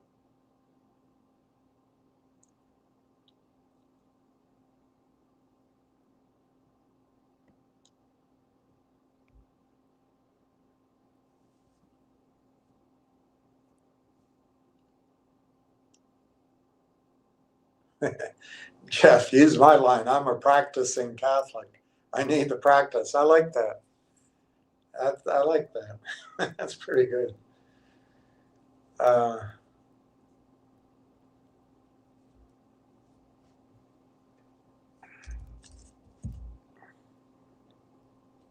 Lord. This is so tedious. I'm not guilty about being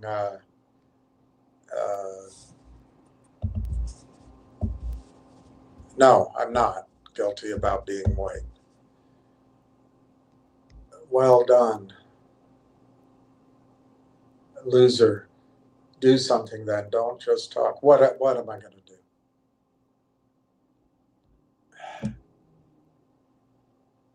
Like jump off a building. Thank you. Thank you. God, this has been, it was such a nice Thanksgiving until I run into you.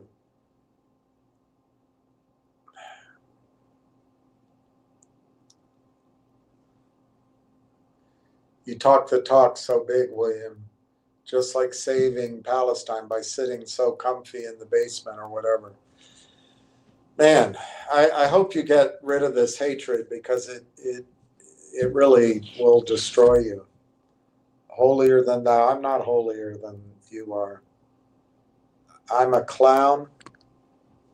Thank you. Seems flying high now with the pathetic uptick after down 40%. Savor it. Thanks. Thanks for coming on. I just can't tell you. Just wait. That's the threat, of course. You guys over the weekend are going to try to organize a sell-off in the stock Monday morning. Well, I'll be on trying to offset that. It won't last long if you do it. What's coming for you is major buying. So there's no stock out there that's in the form of a toxic note or formulaic issuance of stock, or any way of protecting your prime broker against loss. So you're going to have to cover.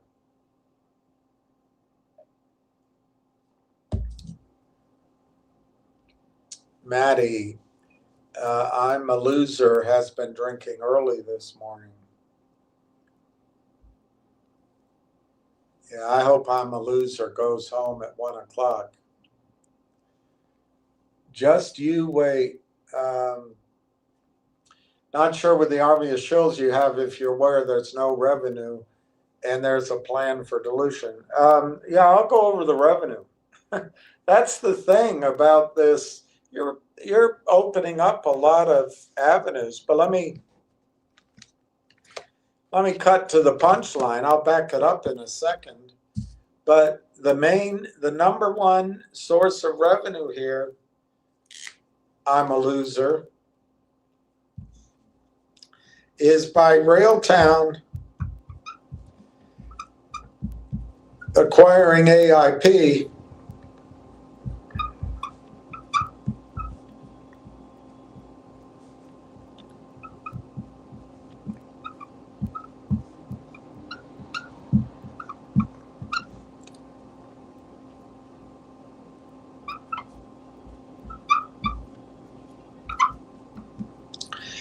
Railtown is the AIP that they just acquired, Railtown is going to cause, according to their document, 120 million in hosting fees that are currently being spent by the AIP network companies.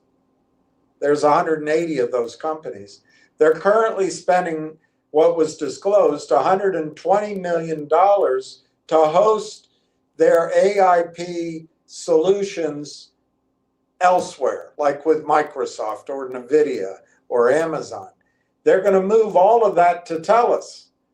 And then Railtown is going to share that revenue with TELUS. So if we assume Railtown's cut is 15%, could be less, could be more, I don't know. 15% sounds like a reasonable number.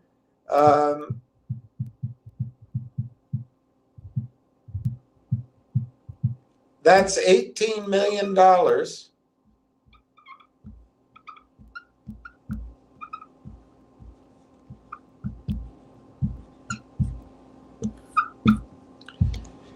As soon as a research report comes out, I'm a loser. Or if a trading desk at a hedge fund figures this out, that's just from transferring hosting from the AIP network to TELUS. And those companies don't have to be rolled up. Now, it could take months to do, but that's the forward projection. Remember, LangChain, on a forward projection of revenue, just taking a small data set out of part of June, they annualized it at 12 to 16 million with no profit.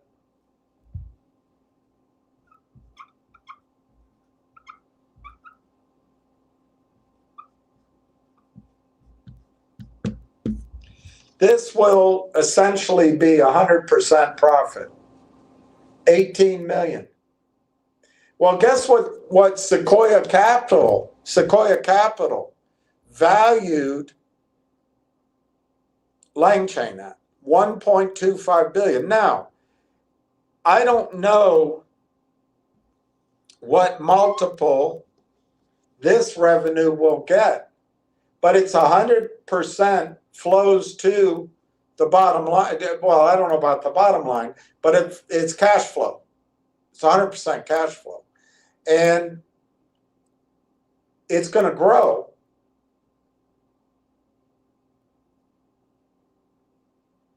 it's valuable. Is it worth the 80x that Lang Chain got? I don't know, but it might be worth 25, 30, 50x. This is huge. I'm a loser. This is huge revenue. Huge revenue. Let me put it in context. That you can go stuff in your we just saw how many shares are out there.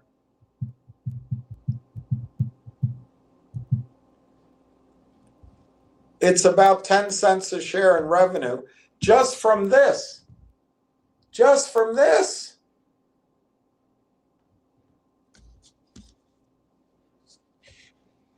If you give it the 80 multiple that Sequoia gave Lang Chain, that's a $7.50 stock. If you give it, the midpoint between 30x and 50x, 40x. It's a $3.80 stock. If you give it 20x, it's a $1.90 stock. So I'm telling you I'm a loser. You're wrong. There's a lot of revenue coming now that the deal closed. There's a lot of revenue, and that's just this part of it. So, and what dilution's coming? That sounds like your playbook, and you're just reading from the Basher's Handbook. I think you need to, go back to the bookstore. Just you wait. We'll wait. We'll wait. Michael Lomsky added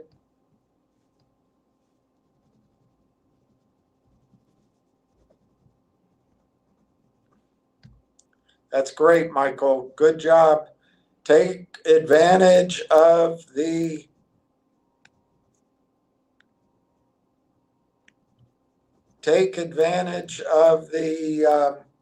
Black Friday special.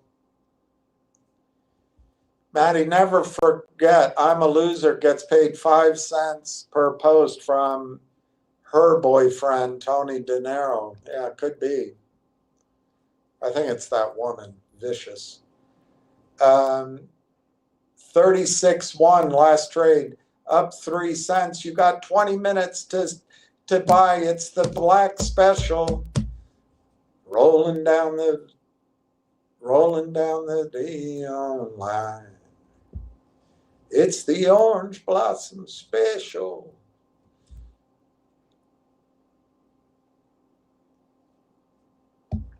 All right, it's 35.2 to 37, 148,000.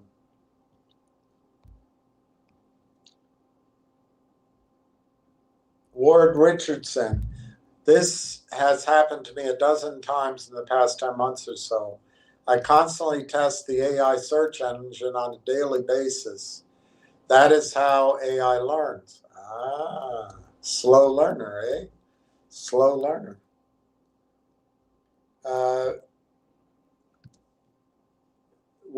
Donna says, William, please share us all. You must mean spare us all and block these losers.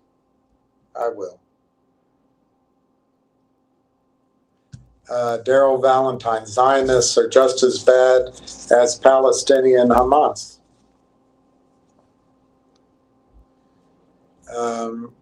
Look, the senseless slaughter and hatred on both sides is wrong. Actually got 32,000 filled. So did you just buy that much?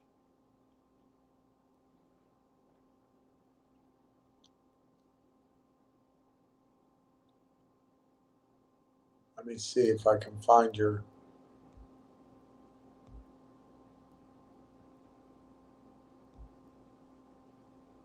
No. You bought 2,632. So you got it all filled. That's a good price. That's great, Michael. Hey, Ward says, hey, Donna, sure is a great day for all of us. Michael says, I'm really excited about the future since closing the deal only upwards from here. Yeah, but it won't be straight up. It won't be straight up, and it won't necessarily be back up the ski slope, but it's going to be good. Michael says, thank you to me. Um, I'm a loser says, uh, yeah, okay. Zionists did not initiate 9/11. That's actually debatable. Um, the indications are that the security at that wall was down in that area. Anyway, I don't want to go through it all because it's just not. This isn't the appropriate place. But as you know, Netanyahu is in trouble criminally, and the only thing staving off prison for him is war.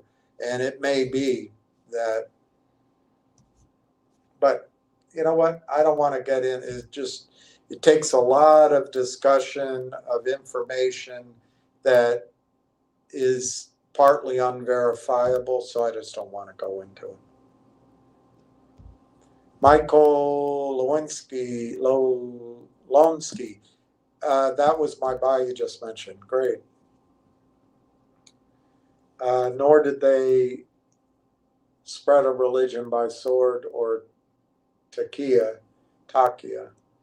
Um, I don't know. There's a lot of smiting and smoting in the what we call the Old Testament, what I think you call collectively the Torah. A lot of smiting and smoting. So I don't. If you want to go back 3,000 years to claim land, you've got to take responsibility for a lot of smiting and smoting in that time frame. But let's not get off into all that. Yep, Michael, I got it. That's a great job. I'm a loser. Bet you guys don't know history and talk from your ass like William. All right. I got to the end of her comments and she is now gone. She is gone. We have 15 minutes to go.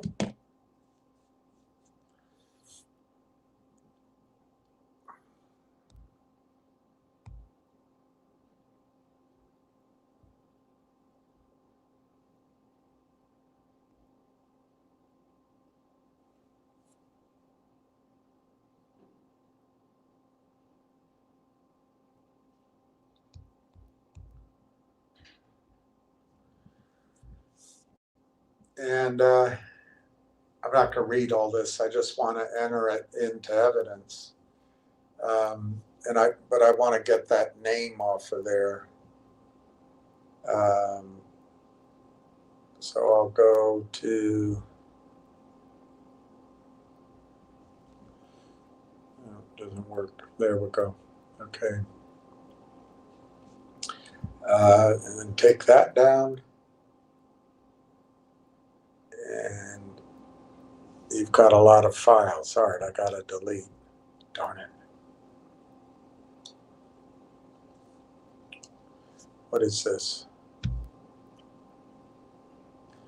All right, let's not talk about South Korea. I was going to read that to you, but I think it's enough to have pointed out to you that South Korea is focusing on sovereign AI.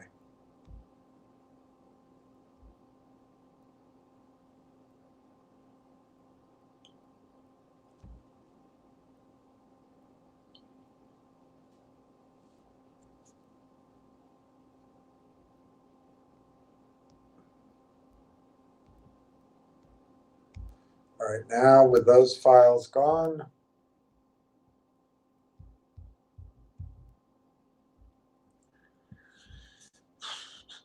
Last trade, 36.19, 148,000. All right, I just want to show it to you. Here was the news. Filed November 27th. Railtown closes. Railtown announces closing. This kind of thing will set the automatic computers either the other direction, or at least they'll stop selling. Pleased to announce the closing on November 26th. So I guess that was Wednesday. And they announced it on the 8th. It goes through the numbers of shares. It's not 50 million anymore. It's 49,476.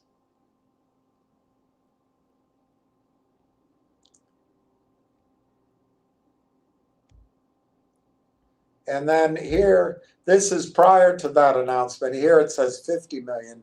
But when you add it there, it's 193 million shares outstanding. Now that doesn't include the warrants.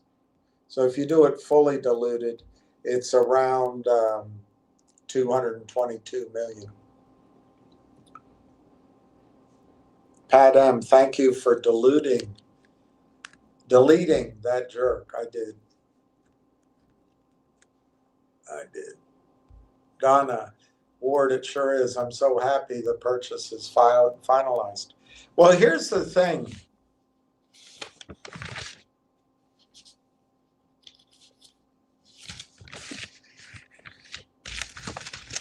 What's going to come now, and maybe there's a better way of describing it than making it complicated.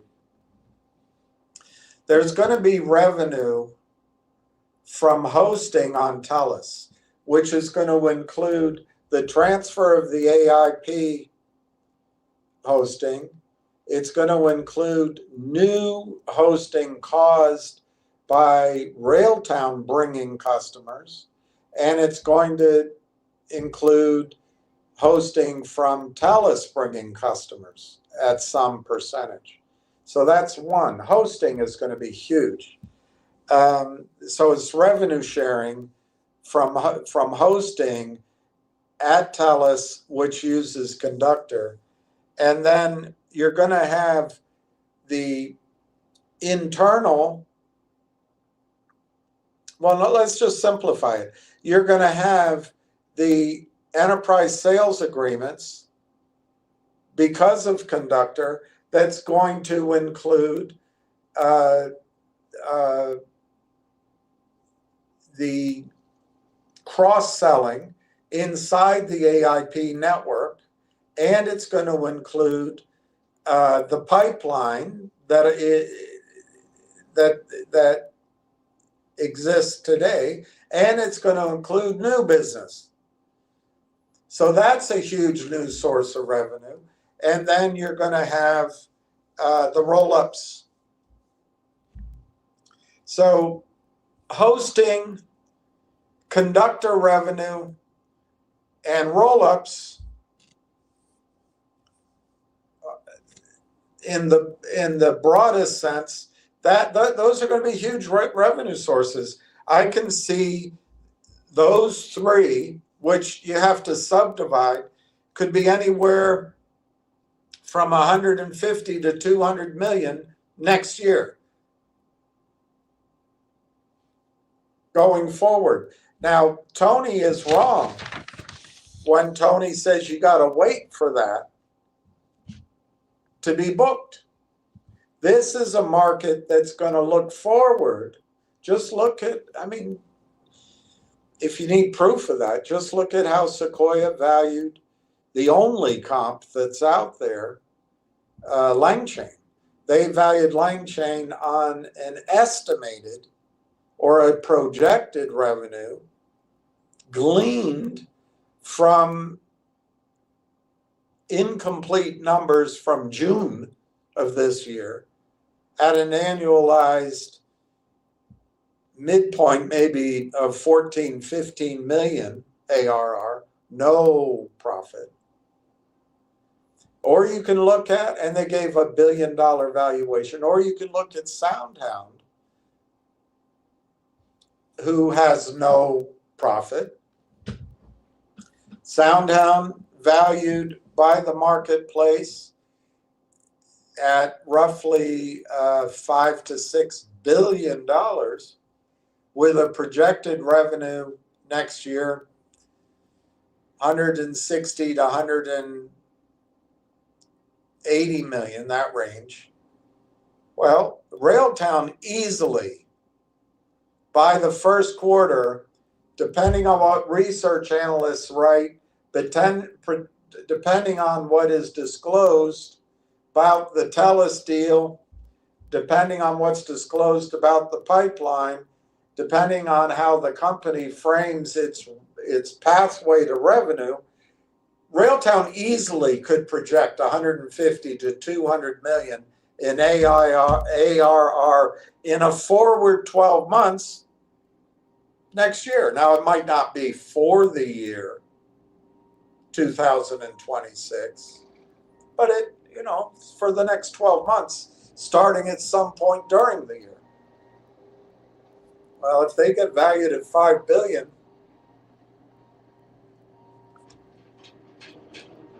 it's a $20 stock.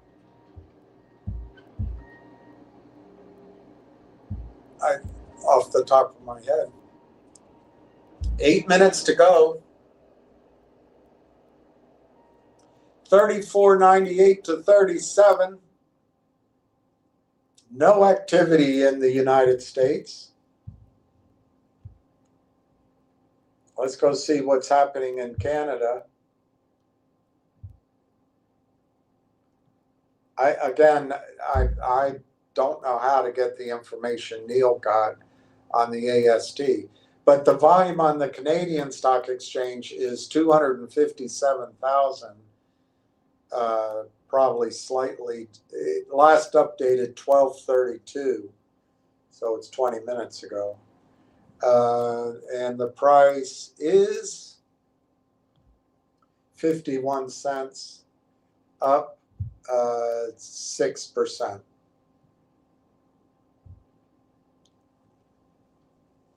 It's pretty exciting. Hey, there's I'm Almost Legend. Happy Thanksgiving. Hello, Sir William and everyone. Sir William, what was your initial reaction when you read the closing news yesterday? I imagine you exhaled saying, finally.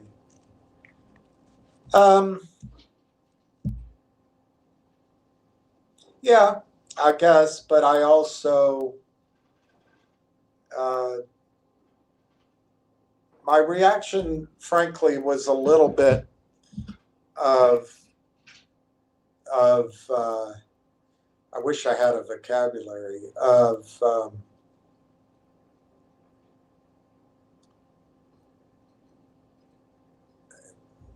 the only word I can think of is sadness, but that's a little too strong. Just I can't think of a word. I'm Almost Legend. Let me look up sadness.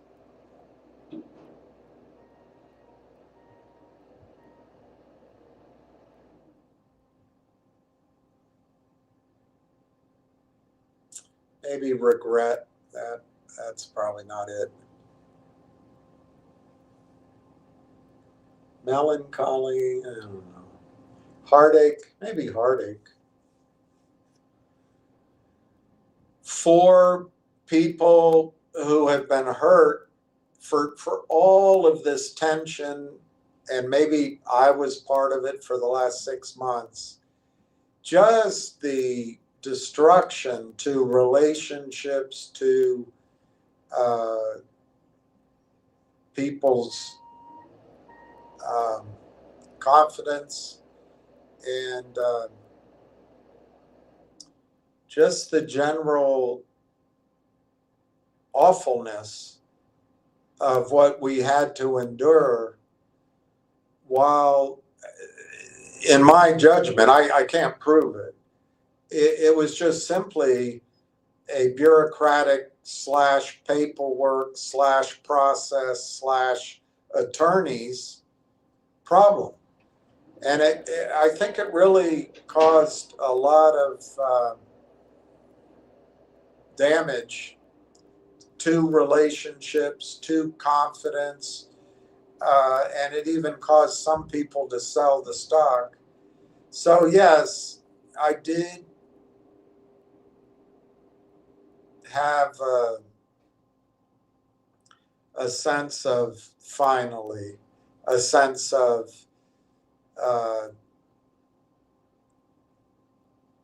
you know, it closed, and so what we had been projecting all along did happen, but it was offset by the fact that, I don't know, I think it took at least 3 months, if not 4 months too long. So I yes, it's a good thing. It's a great thing, but it's kind of mixed victory because of the 3 or 4 months of damage caused. And I wish that hadn't happened. So yeah, would melancholy? Yeah, I think melancholy is a word to describe it. I was a little bit melancholy, maybe. Yeah, I think that's a good word. But that doesn't distract from what a great piece of news it is. This is the predicate. This is the foundation for everything that's going to come. Now, we must admit, or I must admit, that's my theory. That's my hypothesis. Others might say, well, you know, the fact that they couldn't get that done effectively means they won't get any of the rest done. But I counter, for example, I'm almost legend. This hosting revenue, now that Railtown controls the network, that hosting revenue is a slam dunk. It's going to happen. I don't know the exact amount. Is it going to be 15 million? Is it going to be 30 million? It could be more than this. The total could have grown. The percentage might be higher than what I'm thinking, but this revenue from hosting is a slam dunk now. So everybody here can breathe a sigh of relief. You know the company is going to have next year, on average, $1.5, $2.5 million a month coming in cash flow. It's tremendous news, absolutely tremendous news. But the stock price doesn't show it yet. My guess is there still is a restriction on buying. There still is a restriction on research. I don't know why. It could be, like I said, it could be this revenue arrangement, which wasn't fully fleshed out in the press release about Tullis. Maybe that has to be somewhat disclosed. Or maybe there's other pieces, but that's going to come now. It's going to come sure as rain. Railtown closed at 3603. It closed with 158,000 in volume. It looks like to me somebody tried to hit the bid with 10,000 shares. I could be wrong. Could be the other way around. The last trade was 10,000 shares at 36.3. Guys, I think that was your Black Friday special. And even if it opens up Monday, I still think it's a buy. Monday, Tuesday, Wednesday. This is going to be a stock to accumulate and not to be disappointed if you have to pay more. Pullbacks are going to happen, but they're going to be unpredictable.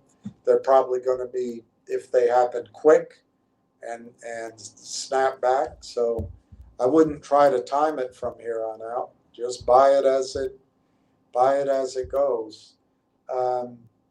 On the Canadian,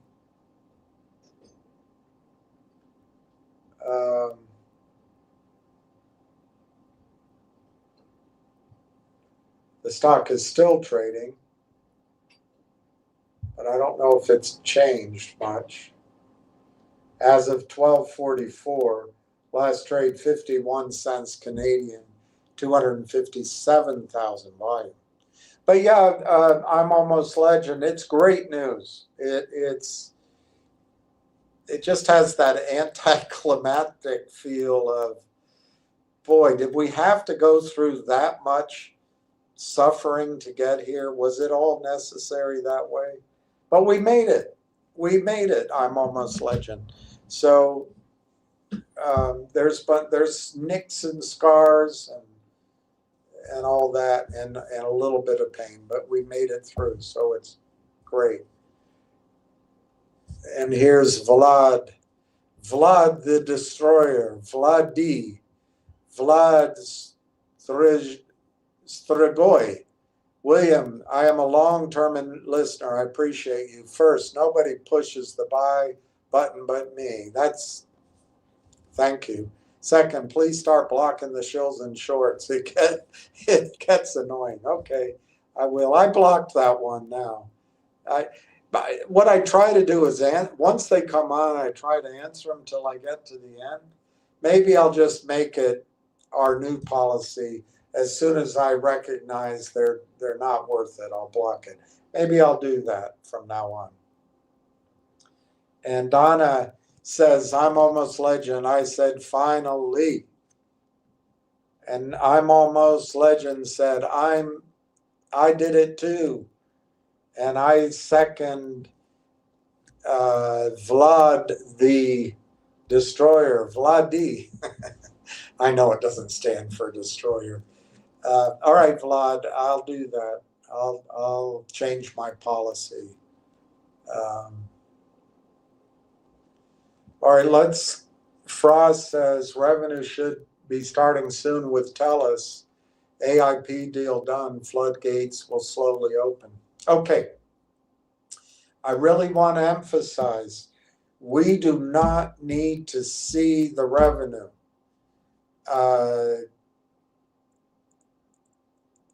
As you put it, start. We don't need to see it booked. Let me put it that way. What is critical is that the company now can make a projection. It'll be almost like I show, how I've shown the charts for years, no, months, that AIP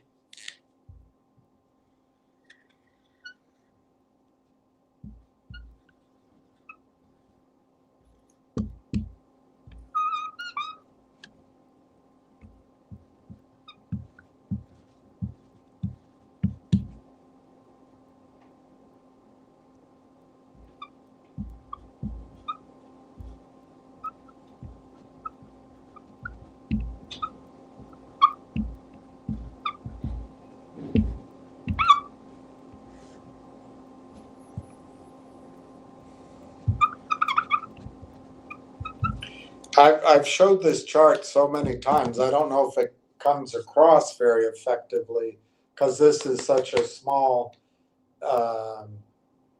thing. But this has been about a 5.5, 6 year period. Research and development, angel round, pre-seed valuation is the new terminology. Maybe you call it seed, I don't know. But you're able to buy right here because of the AIP transaction. That's now gone.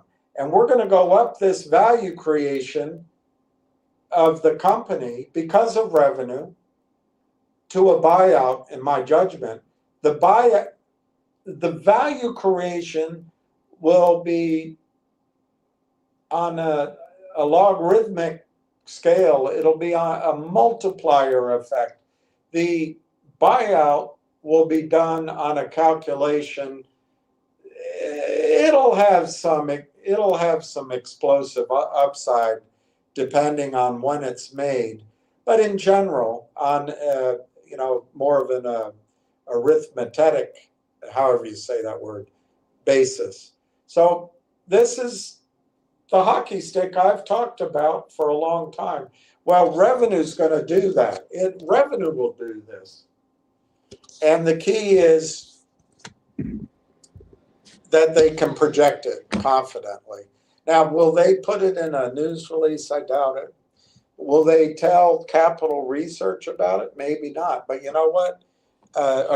Research Capital can do some extrapolating.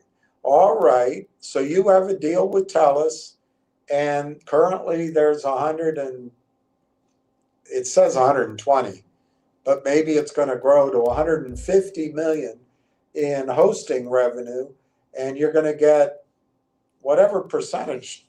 They'll know the percentage. The research company will know the percentage, and it'll start coming out. It'll start coming out.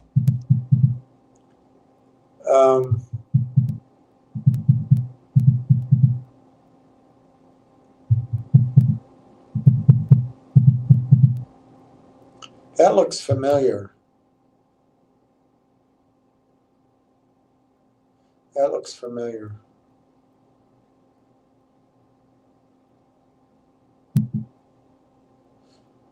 Oh.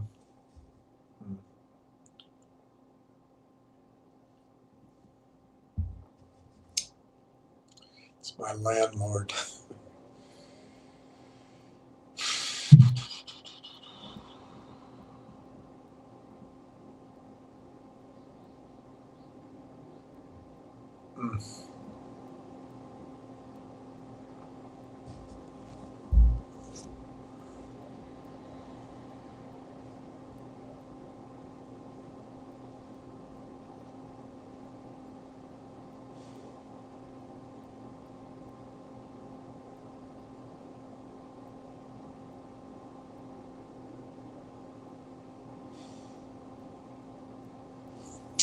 Well, I'll think about that tomorrow.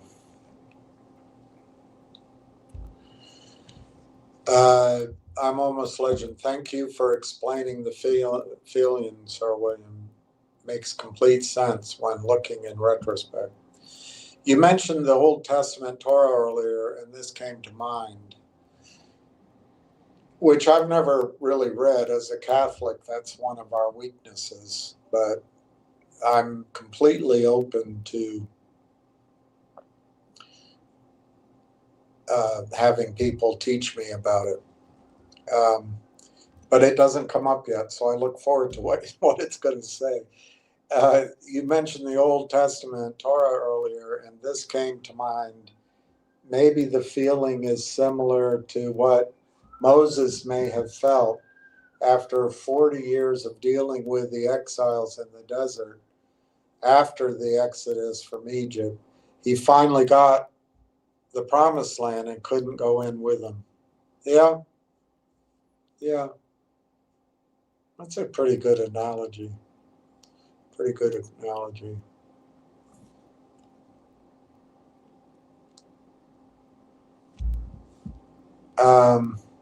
Richard K. Just wanting to see on a return on my investment this year. That, if that's your attitude, you're going to miss out on probably the single biggest, almost predictable gain in your lifetime. Other than silver, which from here, silver's already doubled or tripled from when I really wanted. I've talked to you about it, and I wanted to buy it. And from here, I think it'll double again before the correction, the collapse in the stock market comes. But after that, silver, gold, oil, those kind of things, miners, oil and gas companies, I think are going to have tremendous runs. Uh,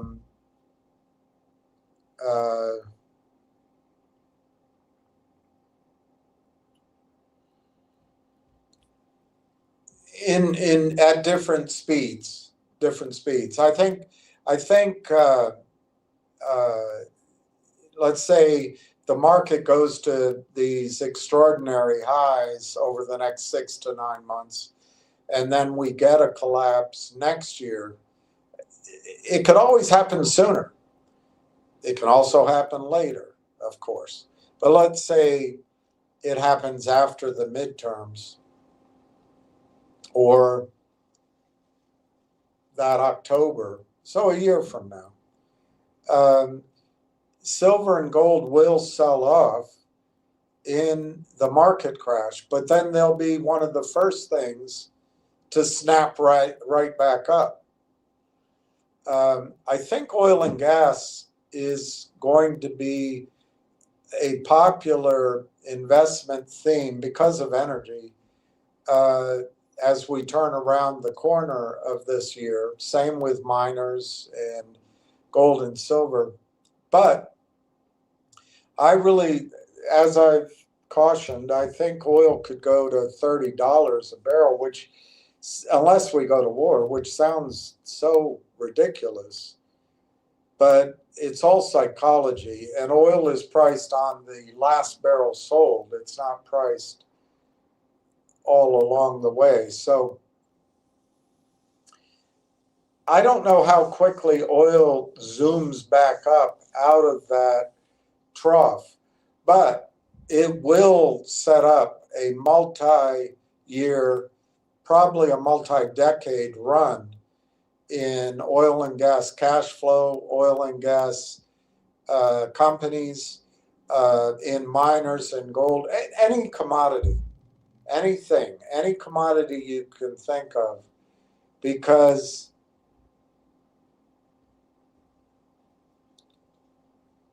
I think Trump kind of gave away some of the strategic thinking, the logical thinking going on, which is the world's going to break into spheres. For a long time, for all the criticism that people, particularly on the left and otherwise, can give to the United States, the fact is the United States military, and perhaps the standoff with the Soviet Union, but the United States military brought in an unprecedented period of stability globally. Yes, in certain hotspots, if you were there, it was a tragic nightmare. But overall, the United States Navy and military and financial system and legal, well, kind of the extension of our legal / constitutional ideas, brought in almost a century of international trade and productivity. And it lifted a lot of people out of poverty, that trade system. And it also allowed for the development of a just-in-time supply chain. That's all going to go away. The world has lost faith in the integrity of the United States.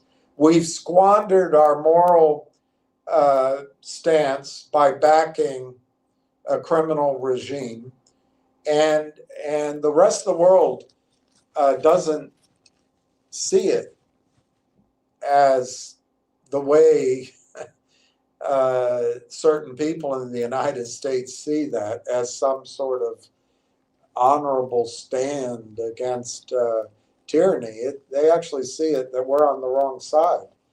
And the rest of the world is proceeding with alternatives to the United States financial system. And the rest of the world is where the youth is. And some of the technological changes are going to allow the world to blitz past the United States in terms of some innovations and et cetera. However, I think North America, the United States, is going to retain a strong position for decades. And I think what Trump saw, which is why he talked about Greenland, he talked about the Panama Canal, he's now exercising the Monroe Doctrine, and he talked about Canada. I think he sees that the sphere of influence that the United States of America is going to embody is essentially North America, South America, and as it pertains, as it reaches into Europe, it may continue there, but I think he recognizes there's going to be a geopolitical struggle, resource struggle in the Arctic Ocean, but this is going to be this is where the United States is going to base her footprint. Russia is going to base the bear is going to base his strength, his foundation. It's the Slavophile question. Is it Europe or Asia or both? But it's going to be there. It's going to be in Muscovy, sort of that Balkans area. The Germans hate Russia. I think it's tragic for them. But I think they're going to turn southward. Well, Russia, everything's south of Russia, but it's going to go into the Middle East. It's going to go into close to India, and it's going to go into Asia. And so they're going to have that power base, but it's going to be based on their resources, which are gas, oil, timber, everything. But they're going to have to share Asia with China. And China, of course, is more powerful in Asia, Southeast Asia. And China's economic strength may extend down into Australia, where a natural ally of ours, but that's where the conflict will build. But China's base is going to be essentially Asia coming up into Afghanistan, where they have the airport that we built, which becomes their forward aircraft carrier. They have the Copper Mountain of Afghanistan, anyway, they have all that. I think China has some problems. I don't think people completely trust them. They have an arrogance wherever they do business, but they don't have our arrogance. Our arrogance is all about you've got to let women do this, and you've got to let this and that, and you've got to have that and that. It's all preachy. It's all nagging.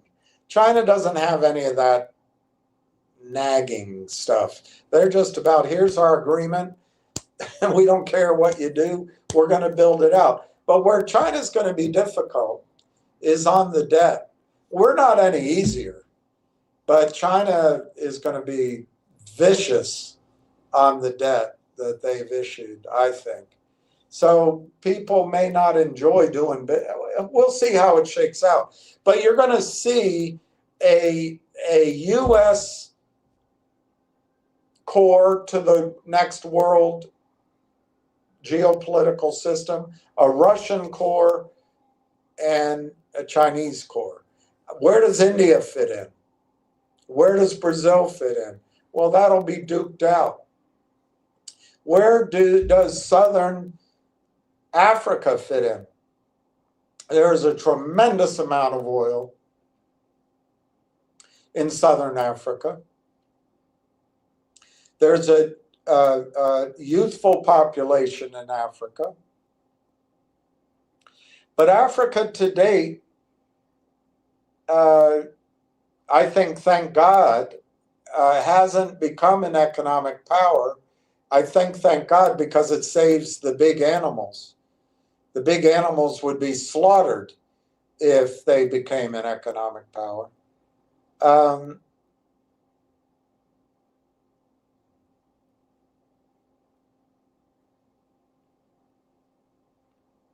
Africa doesn't have the river system that allows for commerce to go from the interior out to sea. This is a key feature that allowed Europe and the Southern Don region, Russia, to develop their economies. These gradual river systems where you could carry your commerce out and bring it back in. And the biggest river system in the world is the Mississippi. But Africa doesn't have any of that save the Nile. But the Nile is just a narrow population band. So Africa has great potential, but I think it may remain a battleground for influence between the United States and China. Germany will be in there, Russia will be in there, the British are everywhere. But I think the British Empire is finally going to be snuffed out unless the Democrats come back into power in the United States for a prolonged period of time. And then the United States will be the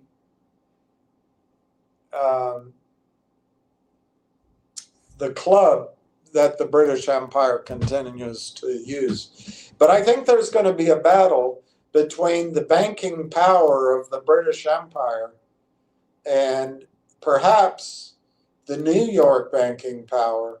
But I think all of that's going to be superseded, probably as long as he's alive, by the integrity that a Putin can bring to a new banking system. I'm not sure about China. They're going to try, but maybe it'll be the crown prince of Saudi Arabia. Somewhere, an honest financial system is going to spring up. And you know where no one expects it?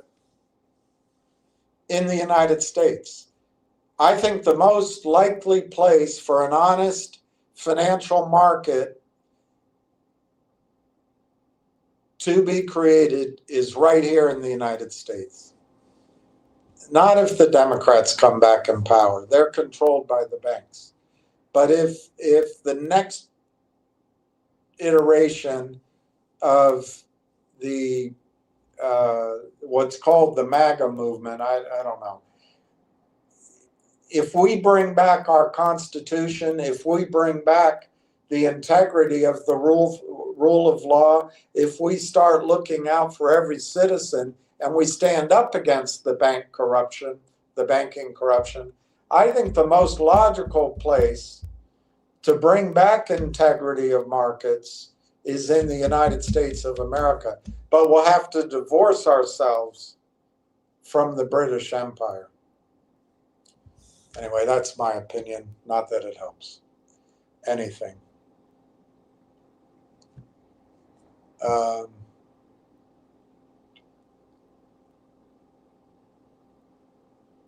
I thought I took all of that out. Let me do it.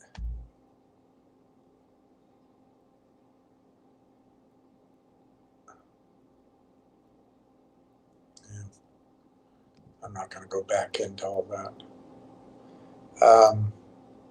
So anyway, Richard, if you're just looking for a return on your investment, that's your privilege.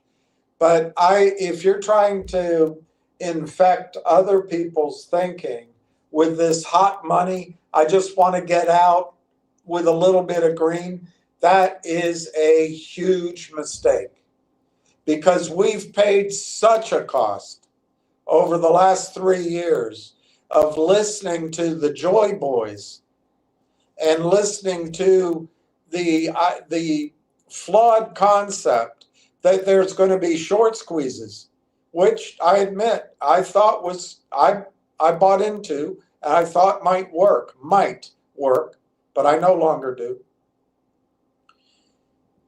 If you take a short profit here, you're going to lose your money elsewhere, or you're going to sit there watching other people recover their losses and then make those losses pay in terms of multiples of green. That's my judgment.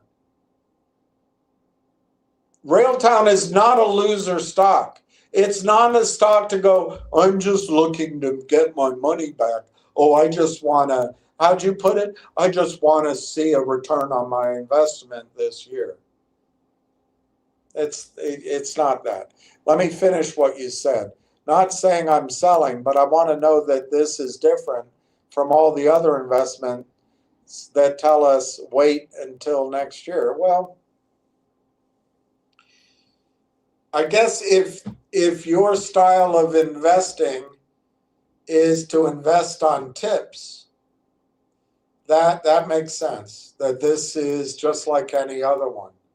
You don't really believe the story or the due diligence. I mean, if you're comparing Railtown to Finger Motion, for example, and you hear year after year that there's going to be a short squeeze and it's going to go to $3,000, that's not this story.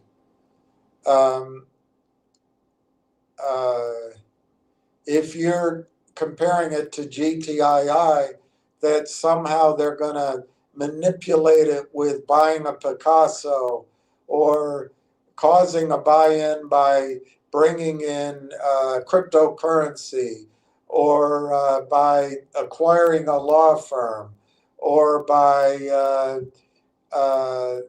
merging into Trento Mines. Well, you're comparing junk to a Cadillac. Well, if you don't want to call it a Cadillac, you're comparing junk to an Oldsmobile. You don't know what an Oldsmobile is. You're comparing junk to a Honda. And it's very lazy on your part, Richard. And I don't actually appreciate that you're trying to get that idea into other people's heads. It shows that you're lazy in your due diligence. I have spent months. I know I'm not the best. I know I'm ineffective. I know sometimes I get upset and it's a turnoff. I know all that. I'm not perfect by any means. But I've showed you day in and day out links to where I get my information. You can do your own research. And if you think Railtown isn't different from all these manipulated crap stocks, you haven't done your due diligence. Or it means, I mean, in fairness to you, it may mean that I haven't done my job properly, which is to teach you. But I hope you don't sell. I hope you don't sell. And I hope the first time you go green, you don't sell. Because that's another strategy, Richard, of the short sellers. They want to make it so painful that as soon as the account gets to green, you get out and you say, oh, thank God.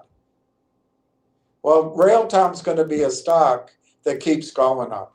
I'm not saying it's going to go straight up. I'm not saying it won't have moments of doubt and fame or pain, but it's going to go up.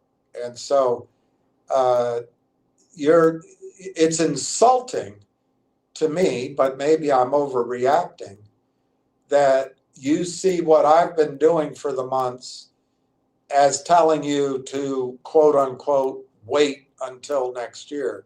But I understand it. Having said that, I do understand it. But I guess, Richard, you're one of the guys that needs to see it in the price. So when the price is $5, you'll be out of the stock and you'll see it in the price. I hope you don't do that, Richard. Please don't sell, Richard. We're now 295,000 on the Canadian Stock Exchange. The stock is up 4% on the Canadian Stock Exchange. Not huge. But you know what that churning is telling you? To me, up next week. That's what it's telling me. Could it be the following week? Sure. One of the arguments I get is, well, if it's so great, why isn't there buying in Canada? Well, I'd say there's buying in Canada today. It looks like this is 300,000 here. I don't know how to check the AST, but if you add in what I think was about 200,000 on the AST earlier, that's 500,000 shares traded today in Canada. That's somebody buying. That is somebody buying. And so, Richard, all of this laziness on your part, all of this treating it like it's a tip rather than it's a real investment opportunity, and that's fine. That's a way to invest too. That's the hot money way of investing, and sometimes it works. But if I've told you all along, Railtown is not a hot money stock, and if you start changing the language into a hot money stock, you're going to run the mistake of all I want to do is see a return on my investment. If what you're saying is you'd like to see the stock up before the end of the year, I get that. I think that's fair enough. This has been painful. But the end of the year is an arbitrary deadline. From here today, Richard, the end of the year is 5 weeks. It sounds dramatic.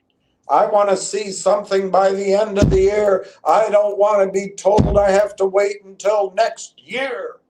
But what you're really saying is, I want to see something happen in the next 4.5 weeks. Well, it's an arbitrary timeline, and it's in the face of holidays. This week is a holiday week. Next week will probably be a late starting week. Monday's a goner. Monday is a goner next week. So you have a 4-day week next week, a 5-day week the following week, and then Hanukkah starts. I don't know. I really think if you're going to judge your investment on a holiday shortened 4.5 weeks ahead, that's a hell of a lot of pressure you're putting on. But if you're bringing in the past, which is easy to do, I get it, I know it. And the question is, Well, when are you ever going to change your broken clock, William? When are you going to change it? When are you going to give up? Well, I get all that. It's been a long 10 months. I get that. But the significant change yesterday, number one, they closed the deal with slightly less than 50 million shares. They didn't expand the shares, which is the goal of the shorts. It's a little less. Bravo. Bravo. Secondly, there is no Canaccord toxic deal or any other toxic deal. Bravo. Thirdly, they have enough capital to make it until they book revenue from all these other sources.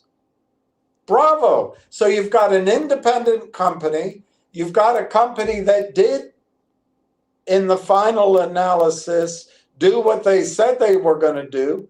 And they brought the deal in slightly under projection at 49 million, 600,000 shares instead of 50 million shares.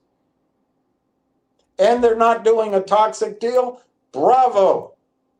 Now you're reluctant to shed all of this, which I agree is just horrible, this experience of the last few months.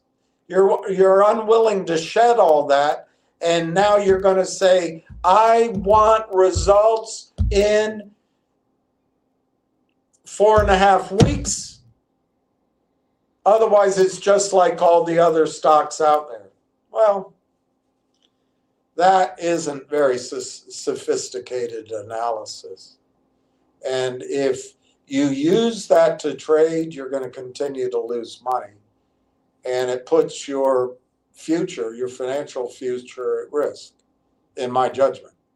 If you stay with the hot money boys and you stay with stocks that are hot money, and you have this mentality that you can hear a tip and catch a short squeeze, it's just not the way to do it. I believe Railtown is a completely different animal. I agree with you, and I understand you, that it hasn't seemed any different.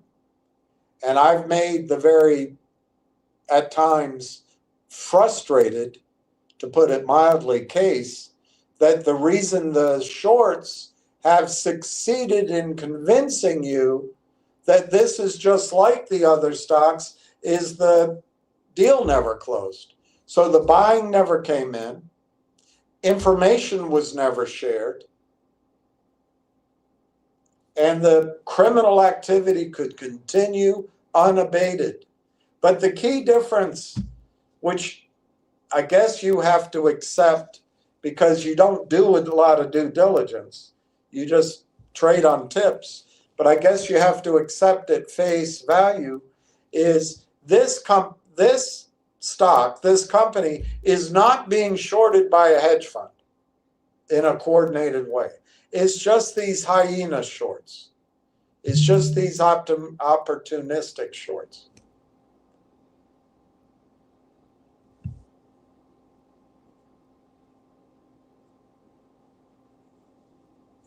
And they've been doing it because of the absence of information, the absence of buyers, and the fact that the AIP didn't close. Now, I don't think closing the AIP deal is going to be an immediate panacea to all these ills or woes.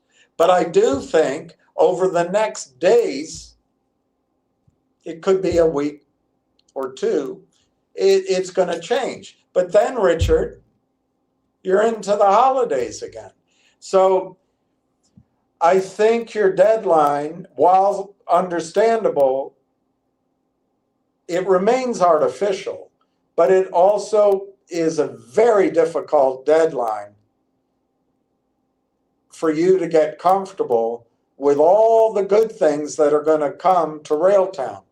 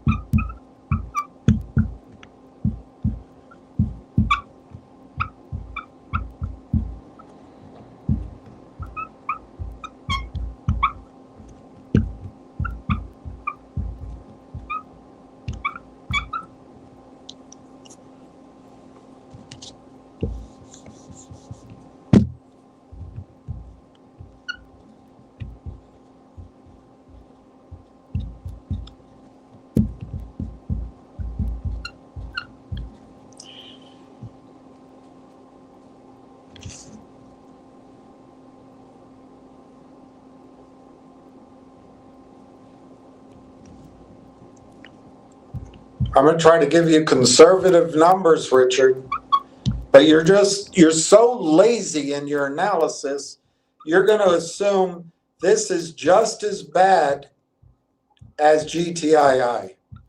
And it's going to cost you. I say this not as a criticism. I'm saying wake up. This is different. I get it, though. If you're in the habit of just trading on tips and slinging your money to the hottest new trade, I get it. But it's time for us to grow up and become more, I don't want to say professional, but more reasoned in our investments.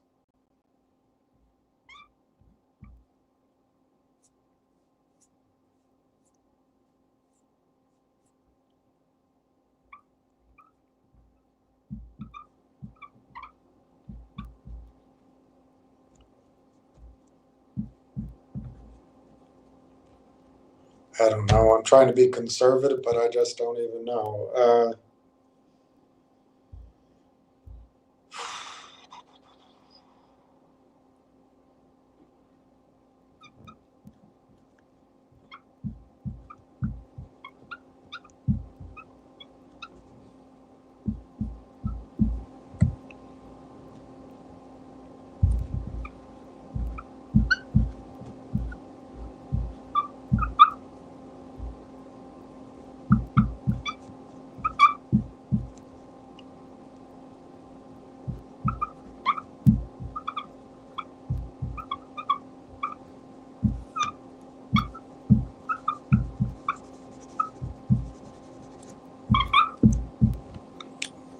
I mean, Richard, it's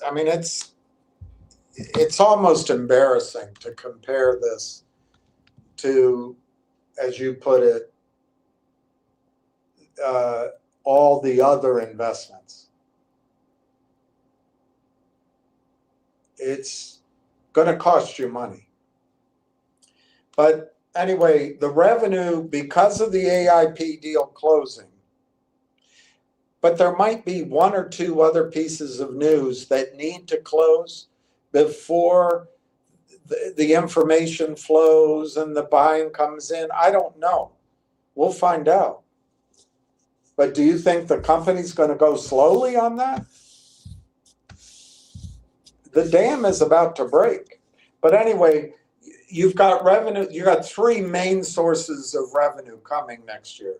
One is from the hosting, the revenue sharing because of the hosting of these companies. When they provide a service to the end user goes into the cloud and does all their calculations and puts all their data up there and all that. It has to be hosted. And that hosting is going to happen at TELUS. We know there's a revenue deal there. Now it's going to be the AIP network, which we know in their corporate presentation currently is $120 million. That's a real number. Now you think that's just like GTII? It's an insult.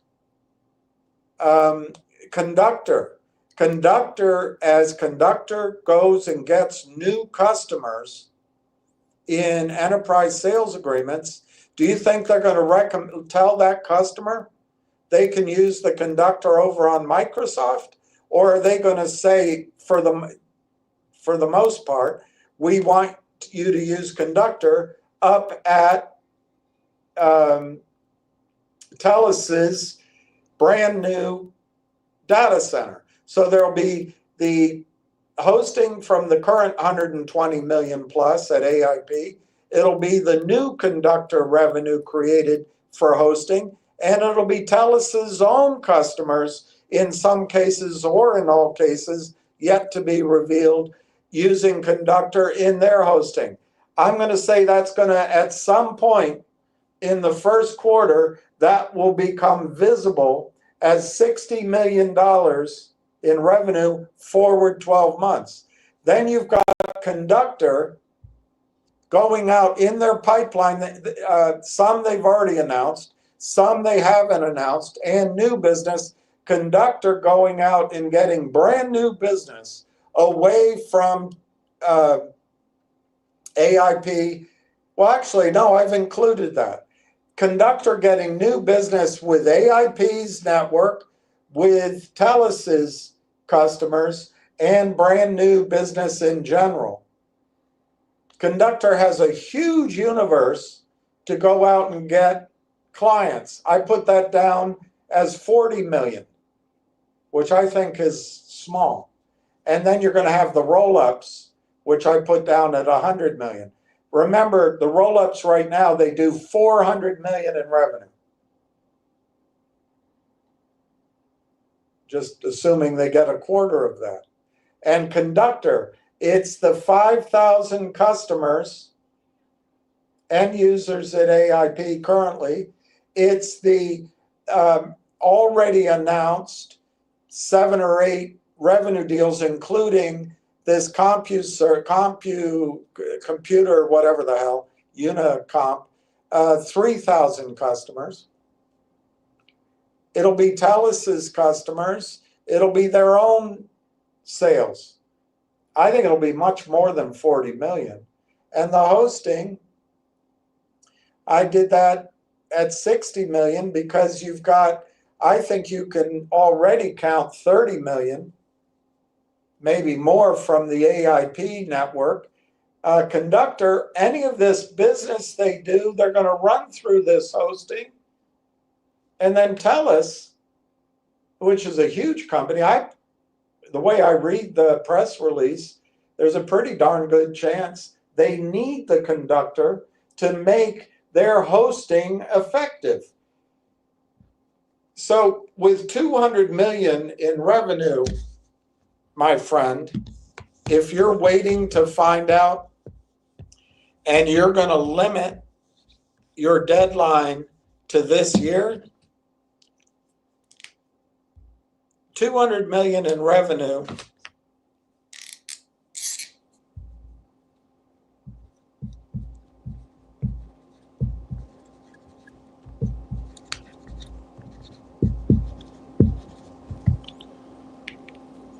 $200 million in revenue.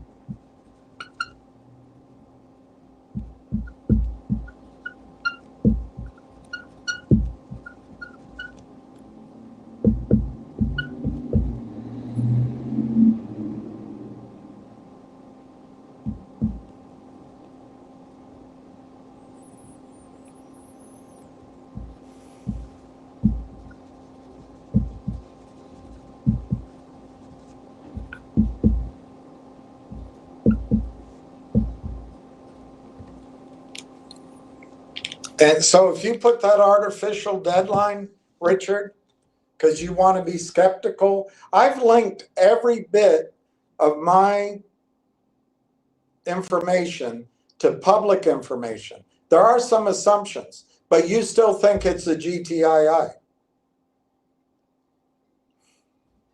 It's astonishing to me.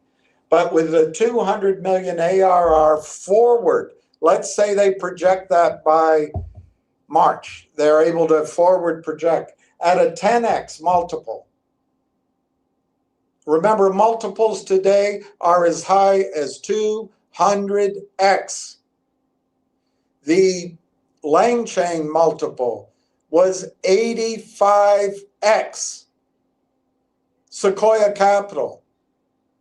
Oh, they must have something to do with GTII and MULN, and I'm a dunderhead. I can't see the difference. 200 million at 10x gives you a $2 billion company. At 25x, it gives you a $5 billion company. The market cap right now is 60 million. At 50x, it gives you a $10 billion company. At 100x, which might be a little high, it's 20 billion. But you want to constrain your judgment on the next 4.5 weeks because you do not want this to go into the next year. It'll be no different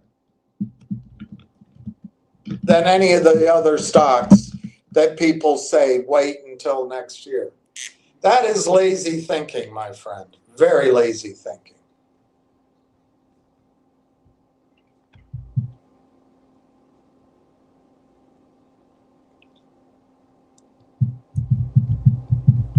Now, the problem is, what is the divisor? Because it'll keep changing.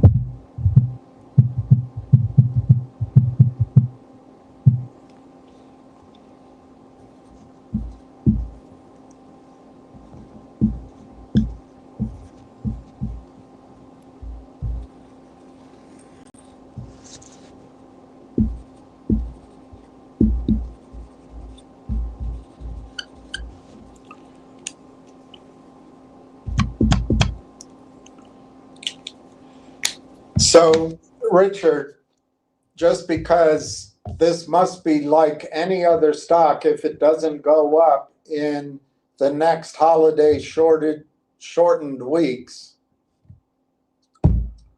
it's going to cost you money, my friend. 200 million in revenue, forward 12 months, and that could be low. At 10x, 2 billion, that's six using 300 million shares. That's 667 a share at 10x using 300 million.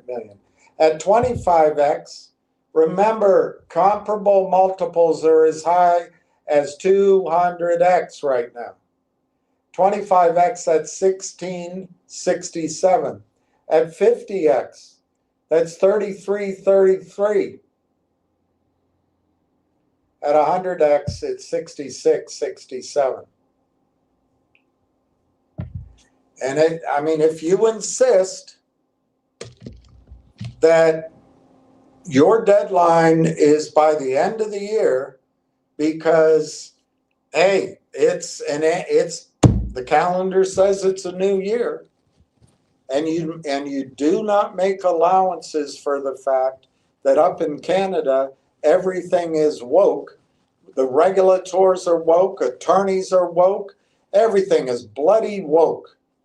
Everything is communist, socialist, everything is SLOW.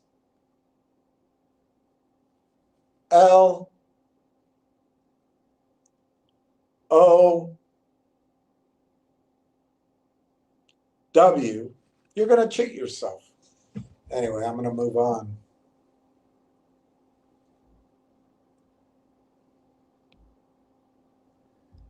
Fra, I bet research capital update. I do too. I do too.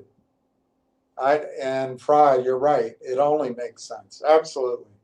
Absolutely. And I think they're going to want to be first.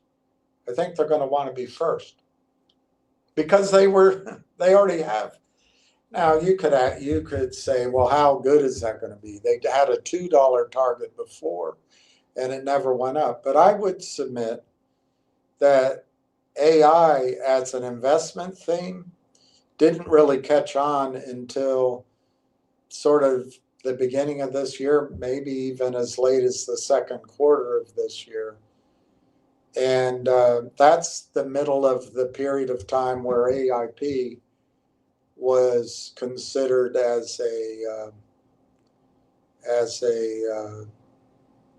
buy-in, a takeover.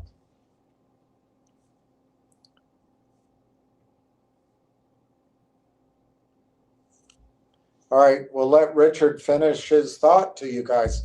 Richard wants you to sell, and it leads me to believe he works with the shorts, but we'll hear the rest of his point. He wants you to sell as soon as it goes green. I don't know what he means. Let's read it. William did a great job in getting folks. I never call anyone folks. I hate that word, folks. I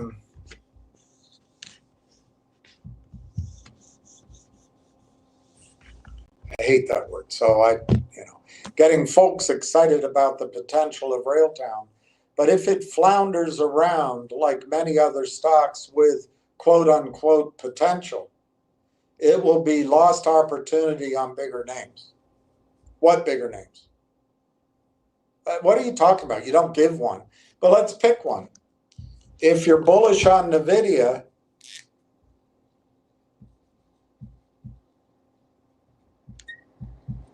because it grows its earnings and revenues at 60% per year, NVIDIA currently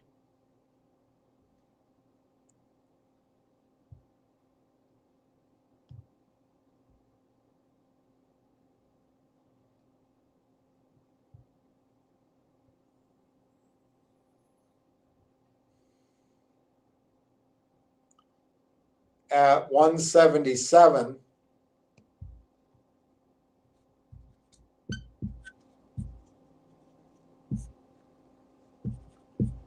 What's the opportunity there, Richard, that people are going to miss out on?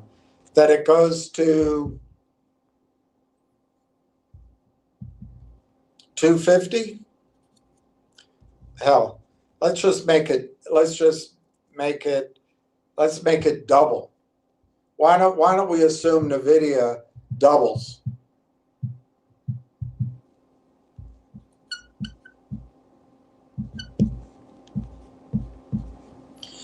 So Richard, if somebody owns 40,000 shares of Railtown and they paid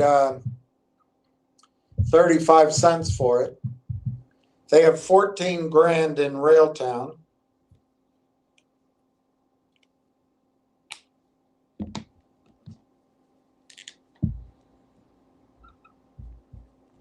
Right now.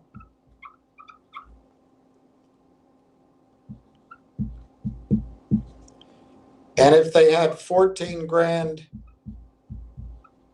in NVIDIA right now, your point is that if Railtown just flounders around,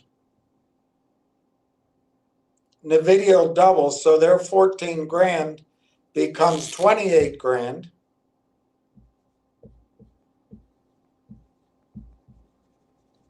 While Railtown flounders around. So the risk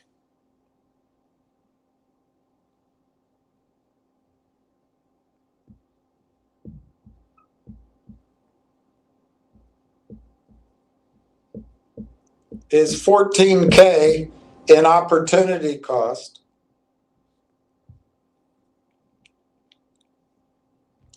Right now, I'll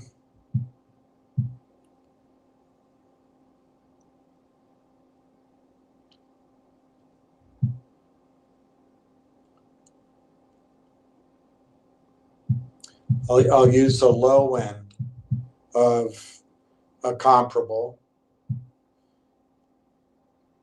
to adjust for the shares to be issued. Basically, 80, if Railtown just catches up with the valuations that are out there, it could be as high as 80x from here. I'm going to use it, 80x. 80 times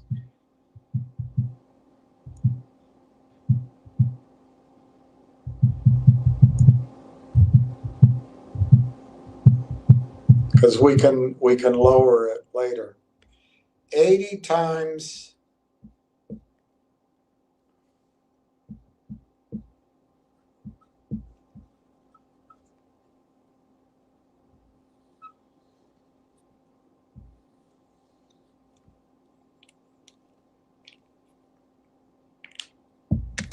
so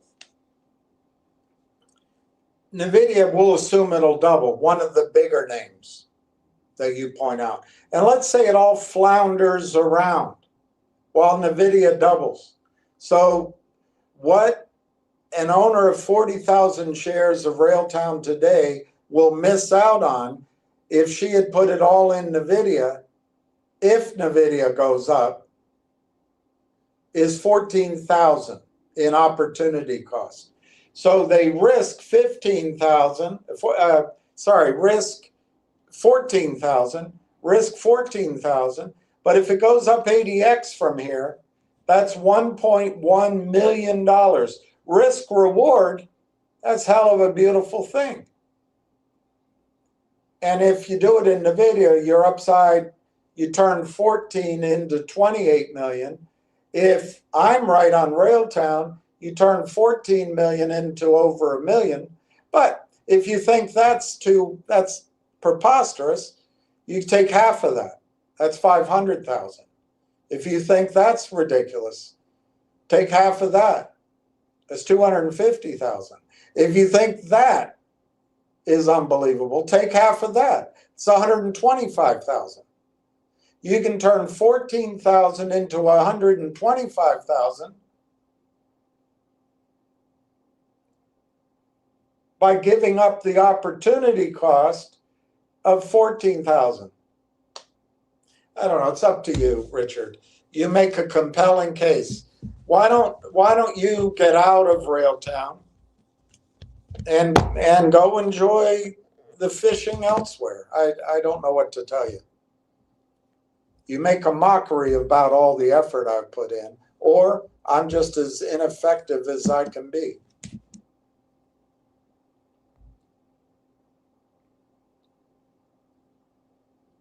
I'm Almost Legend finishes, so I'm sure there was it worth all that?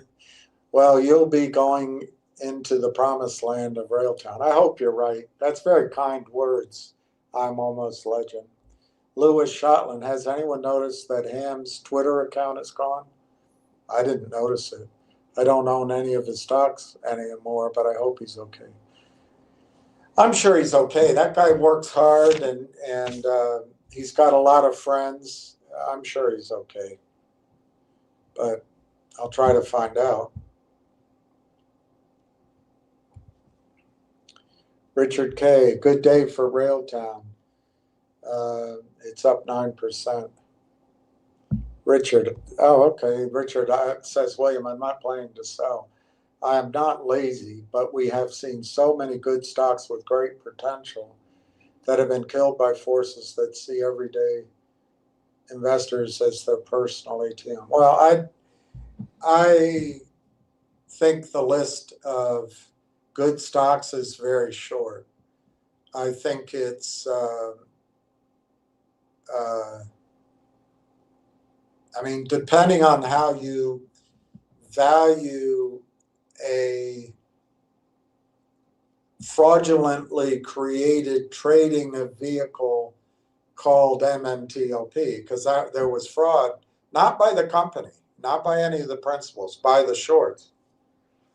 But if you ignore that, I think you could argue that Sandridge should have had value. I think you can argue that MMAT, I think, had great technology, but you got to include execution. You might be able to put MULN in there, but that there again, that's a story that's involves government incentives, contracts. Those are always a little questionable to me. So I wouldn't put that in the good category. But vocal, definitely not in the good category. COSM, definitely not in the good category. ZJYL, definitely not in the good category. GDC, definitely not in the good category. G-Bucks, definitely not in the good category. I guess finger, depending on why you bought it. If you were buying it for a short squeeze, that's not in a good category.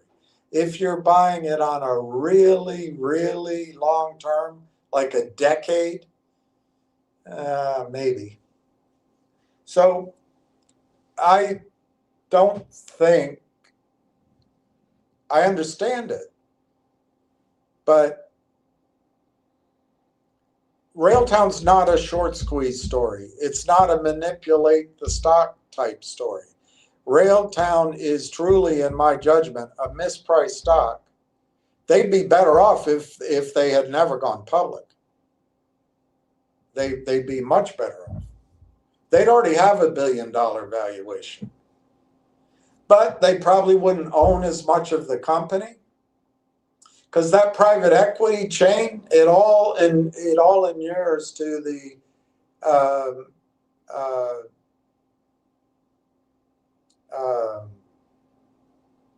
bankers.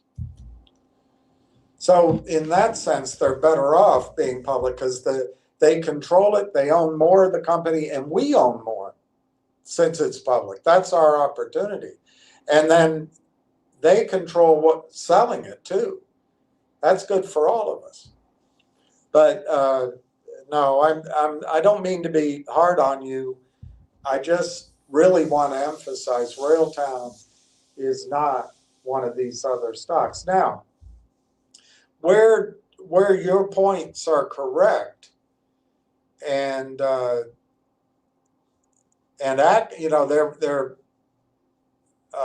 they point out a vulnerability is in any good company under $5. We rely on the CEO and the board to make the right decisions.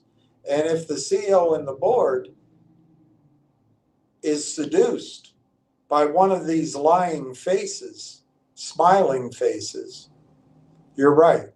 You can start a destruction path that is sickening. And you are right about that. But I think with the news yesterday, we now know that Railtown successfully closed the transaction at slightly less than 50 million shares, with what will become evident, the monthly cash on hand numbers protecting the company from needing to go to one of these destructive capital sources. And with now we know, ignore everything else, Richard. We know revenue's going to come from hosting. And we know revenue is going to come from roll-ups now that they own AIP. If you assume that Conductor does nothing else. Okay, going back to your side of it. If they roll up the Railtown companies at 50 cents a share, that's going to be expensive. I don't believe for a second that Corey's going to do that. Corey has the second largest position of shares in the company. Maybe it's more now that I'm sure they're going to reward options. Marwan, I think, has the highest percentage ownership. And I think we're number 3. Collectively, I think we're number 3. But he's not gonna cause harm to his story because, Richard, I think he knows that the best way for Conductor to claim the beach and become maybe one or the standard is to sell the company to Microsoft, sell the company to NVIDIA. And he's not going to do anything in the short run to hurt that goal. So anyway, now that I did that, let me see if I can go find Ward's email. Let me see if I can find it.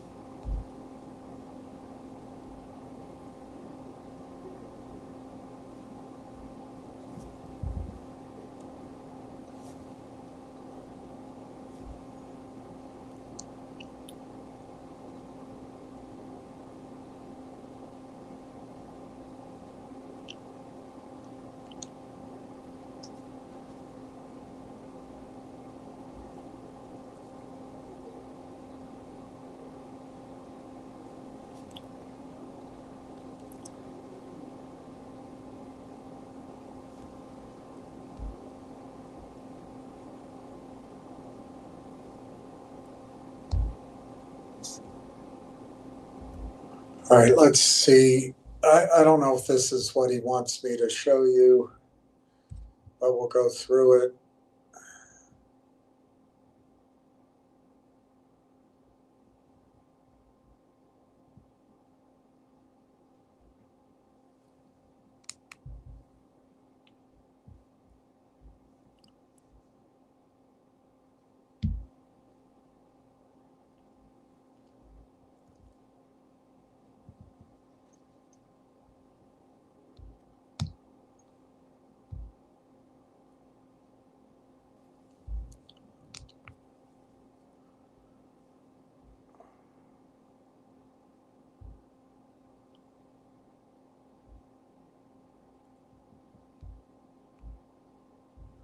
And let me just check to make sure that's not the only one he sent me on this.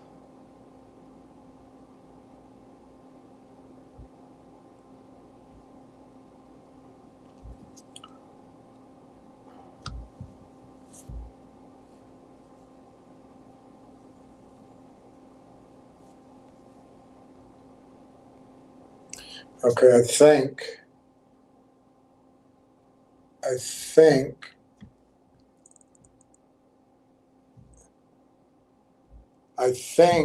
I can show you what Ward sent me.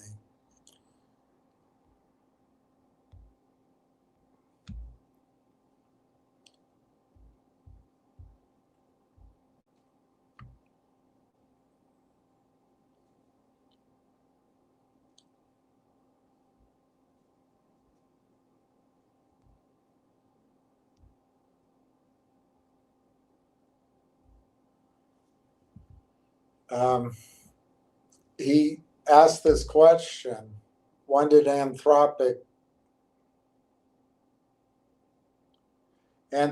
has no publicly reported partnership with AI Partnership Corp. The search results show multiple partners of Anthropic: Amazon, Google Cloud, Microsoft, NVIDIA, Deloitte, Salesforce. However, there is no indication of a partnership specifically with a company named AI Partnerships Corp. If you meant an organization or an alias, please clarify.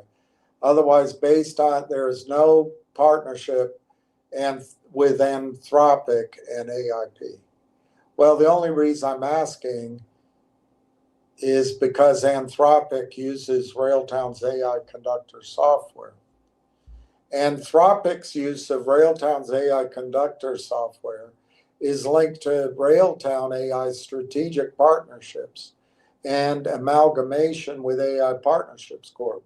Railtown AI joined the AI Partnerships Corp affiliate network in December of 2024, making Conductor a platform of choice for AI application development across AIP's network. See that? Platform of choice. Railtown announced plans to complete its amalgamation by November 14th, which further integrates Railtown software and AI ecosystem with AIP's affiliate network. This suggests that any association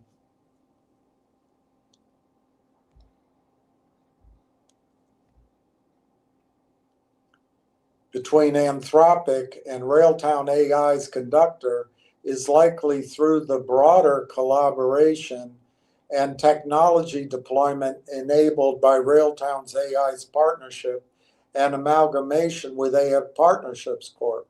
But no direct partnership between Anthropic and AI Partnership Corp has been publicly reported. Rather, Anthropic's usage of Conductor software happens within the context of Railtown's expanding network and partnerships, including AIP. Question: does Anthropic have a licensing agreement with Railtown AI? There is no public information indicating that Anthropic has a licensing agreement specifically with Railtown AI. While Anthropic uses Railtown's AI Conductor software. So did Ward teach the tool to know this, or did they learn it on their own? I don't know. While Anthropic uses Railtown's AI Conductor software, the available information points to Railtown AI's broader network and partnerships, including its amalgamation with AI Partnerships Corp, rather than a direct licensing deal with Anthropic. Anthropic has been involved in significant copyright settlements related to the use of training data, including a landmark $1.5 billion settlement with authors over use of copyright something. However, these legal matters do not mention a licensing agreement with Railtown AI. The use of Railtown AI software by Anthropic appears to be part of Railtown's integrated tech economy rather than a separate publicly disclosed licensing contract between the two companies.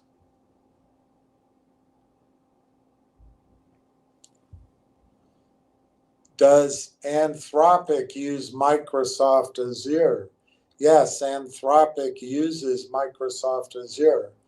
They have a strategic partnership with Microsoft to scale their Claude AI model on Microsoft Azure, powered by NVIDIA technology. Anthropic has committed to purchasing 30 billion of Azure compute capacity. Wow. and additional compute capacity up to 1 gigawatt.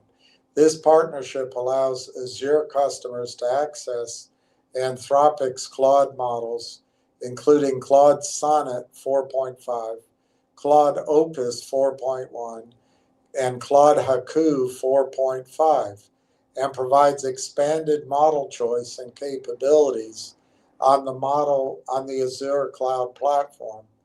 The partnership also integrates Anthropic models with Microsoft Copilot family and services like Microsoft Foundry. Microsoft and NVIDIA are investing billions in Anthropic as part of this collaboration. All right, that's about it. It sounds like Ward was not wrong.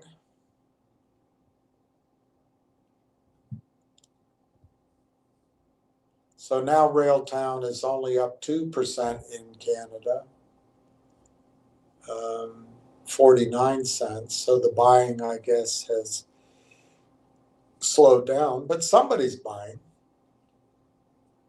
And I guess the selling keeps going from, I would suggest, I don't think any insiders are selling or any real holders of the stock are selling. I think this is all shorting going on. How long that lasts, I think, is until the company can start telling institutions about its revenue, maybe discussing it with research analysts. That limit may go on a little longer than just this AIP announcement because of reasons we don't know. Maybe one of the pipeline deals needs to be disclosed. Maybe TELUS needs to tell us more, so to speak. But at some point in the very near future, now that the AIP deal is completed, the company is going to be allowed to talk widely about its revenue projections, and institutional buying, large buying can step in Canada. The cold front, the weather front that we're running into is is worldwide holiday season. It's just a fact. So a lot of this may shift over into January. And if I get it, if you feel like that's just bullshit talking that you have to wait until next year, well, then, maybe you take advantage of December as a tax loss time and you move on to the other opportunities that Richard leaves unmentioned. But the other I guess he's not willing to predict, but go find another story that's going to go up. I do believe that the overall market over the next months and quarters, I do think the S&P could hit 10,000. The Dow could hit 70,000. NASDAQ could hit 40,000. Russell could hit 4,000. Gold 5,000 and silver 120. Those are much higher numbers than I've been saying all year. So if they don't quite make it that high, Richard could be right. There's other places you can make money. But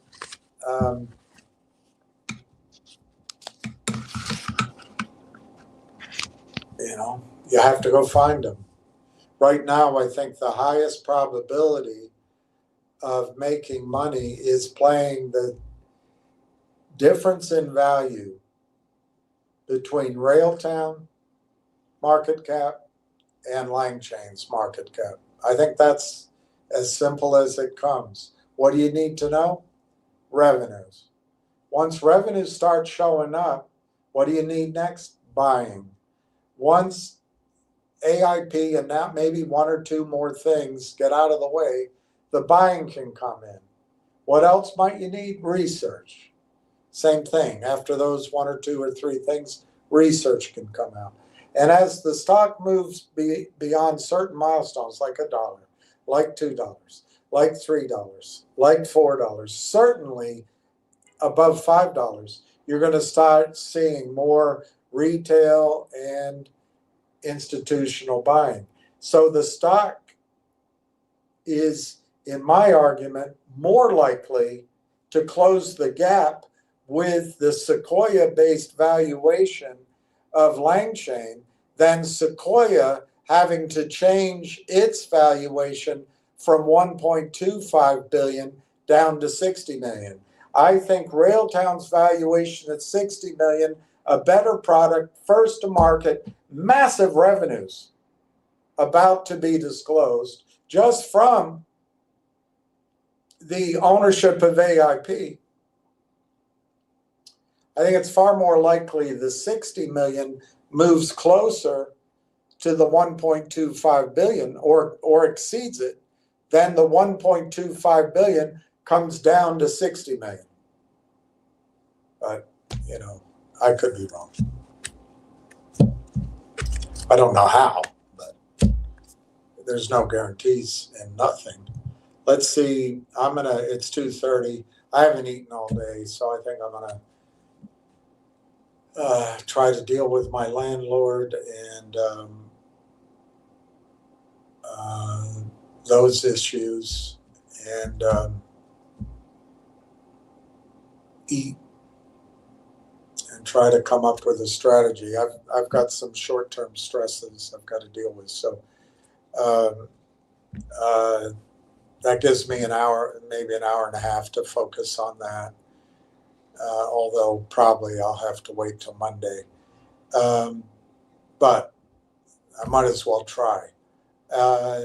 Then Railtown has pulled back a little in Canada.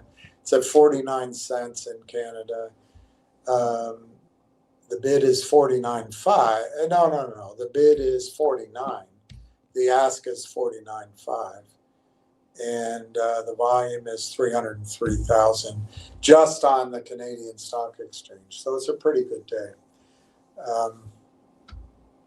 Let me just check to see if there's any good news on the war front.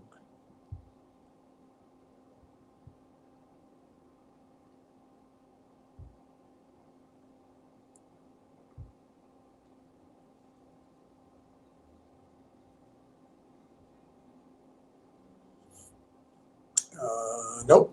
So we're not at war, although there's the Navy's Doomsday plane has gone dark in a secret Atlantic mission. I assume that has more to do with the South than Europe, but I don't know what it means. Silver is soaring, so we're going to miss that trade. Wall Street warns of an oil glut. Okay, we might catch that trade.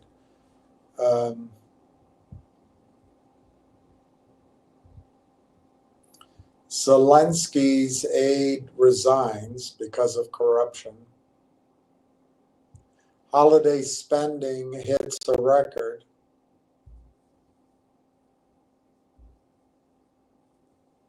Gold breaks out, silver explodes.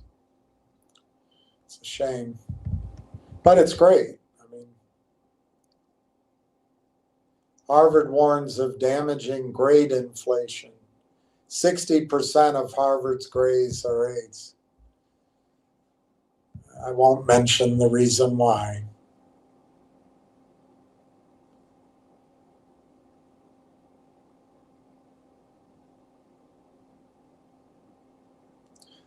Putin says U.S. plan could be the basis for a Ukrainian deal. Miners are now going to be the must-have stocks. So I was going to mention that, but maybe I'll try to go through it this weekend. This little gold stock that many of you have put money in, we've been waiting for financing to come in. I don't think, well, money to come in. It's hard to predict the future, so I don't want to say it won't, but it's unlikely for bureaucratic reasons, no bad reasons, to beat the rush of private equity.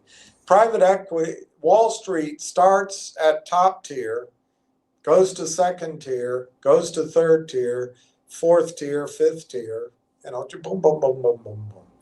I think as we go around the corner next year, I think there'll be knocking on the door for that. And unfortunately, once private equity gets involved, they take a lot of the initial jump in value away. So if you remember that gold story, there were essentially three numbers: 6 million, 35 million, and 60 or 70 million ounces recoverable. That top limit could go as high as 100, 150, 200 million, but that range of ounces. Well, if we just look at the 6 million ounces recoverable at today's prices, that could calculate at $30 a share. Now, there's a lot of steps involved. That 6 million what was what was proven by third party efforts 12 years ago using off the shelf methodologies. But so you gotta, even that would have to be shown to be commercial, and they'd probably have to do a new study. But it's enough to get the Gold Strike guys, the Newmont Mining and the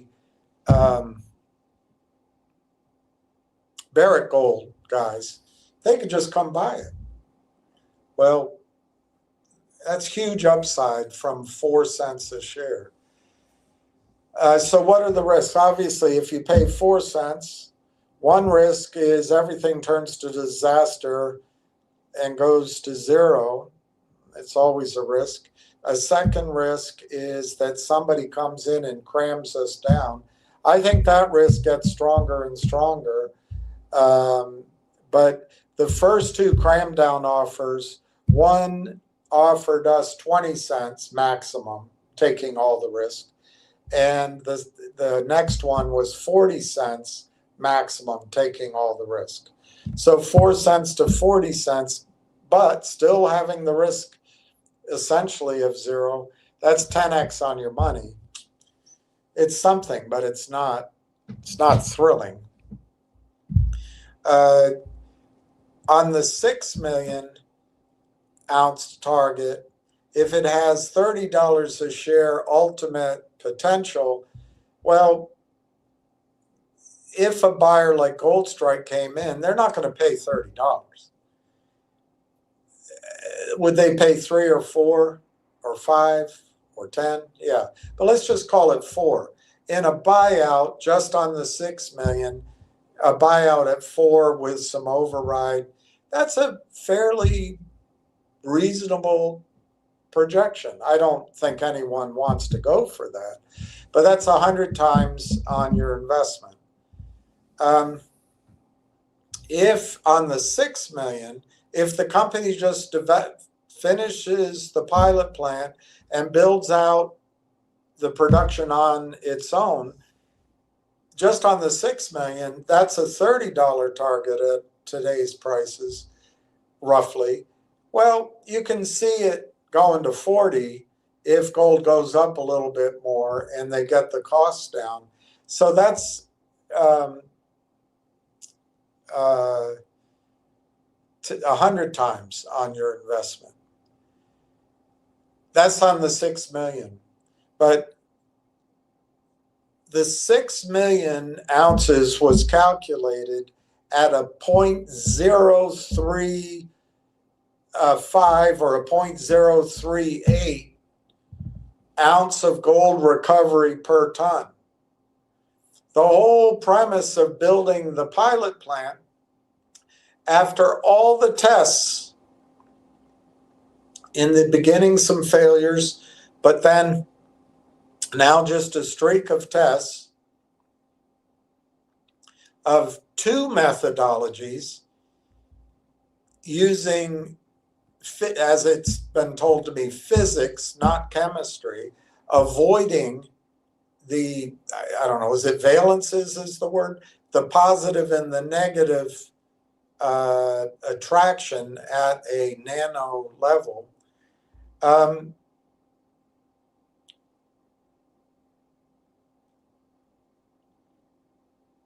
At a 0.20 recovery, without expanding the footprint of the third-party analysis of the resource, it gets you to 30, 32.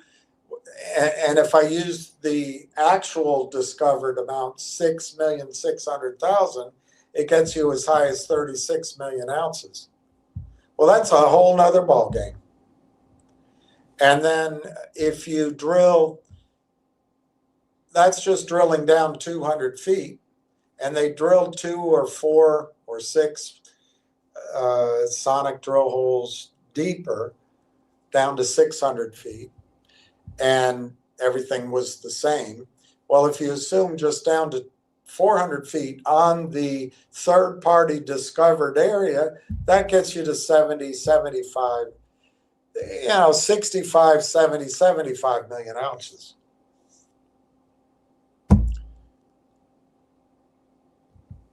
And that's what's ahead. It's a great story. It's been delayed by my failure to fund. But if any of you are in it, if any of you, some of you have emailed me over time that you're interested, I'll try to make those phone calls over the weekend and see if I can present to the company, hey, I have $50,000 interest, or I have $75,000 interest, or $25,000 interest. Will you take it? And they may well do, but I want to get a cumulative number before I present it. And we'll see. It's an exciting story. The fact that gold prices are going up means a lot of money is coming into the top tier, second tier, third tier, fourth tier, and it'll flow down here, and it'll change the value from 4 cents a share very quickly. Anyway, all right, I'm going to leave it at that.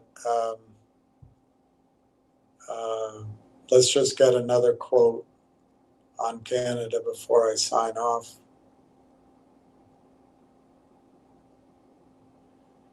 Last quote at 2:08, so it's 2:40. Hasn't really changed since then. I show 49 cents, 303,000 shares. So I wish everybody happy Thanksgiving. Thank you for tuning in. It really is a definitive change in the story now. And we get to see if my thesis, and I'm not taking credit for it, is correct, that their buying will not only start coming in, it's going to come in big league over the next period of time, allowing for the holidays. Also, that revenues do exist and are going to be shown, at least to research and institutions, over the near term. And then thirdly, that management can execute. That's my thesis. The negative thesis is, I think we've gotten rid of one of the negatives. The shorts are not in control here. There is no toxic financing. That's out the window, thank God. But if you want to be negative, you can continue to question fairly, I think. Well, if management did such a left-handed job for whatever reason, on the AIP deal, how do you know they can do anything else well? Well, that's what's ahead of us. We're going to find out. The other thing is, the other risk that remains is how they execute the roll-up strategy. Will they be idiotic and do a roll-up at 35 cents? My answer is absolutely not. Never, never, never. Or will they wait till it's $3.50 or $5.50 or $8? And my answer is yes, it's going to be higher. So we'll find out. Anyway, I wish everybody a continued happy Thanksgiving. Thank you for tuning in. And with the holidays, let's wish for peace in the world. Cheers.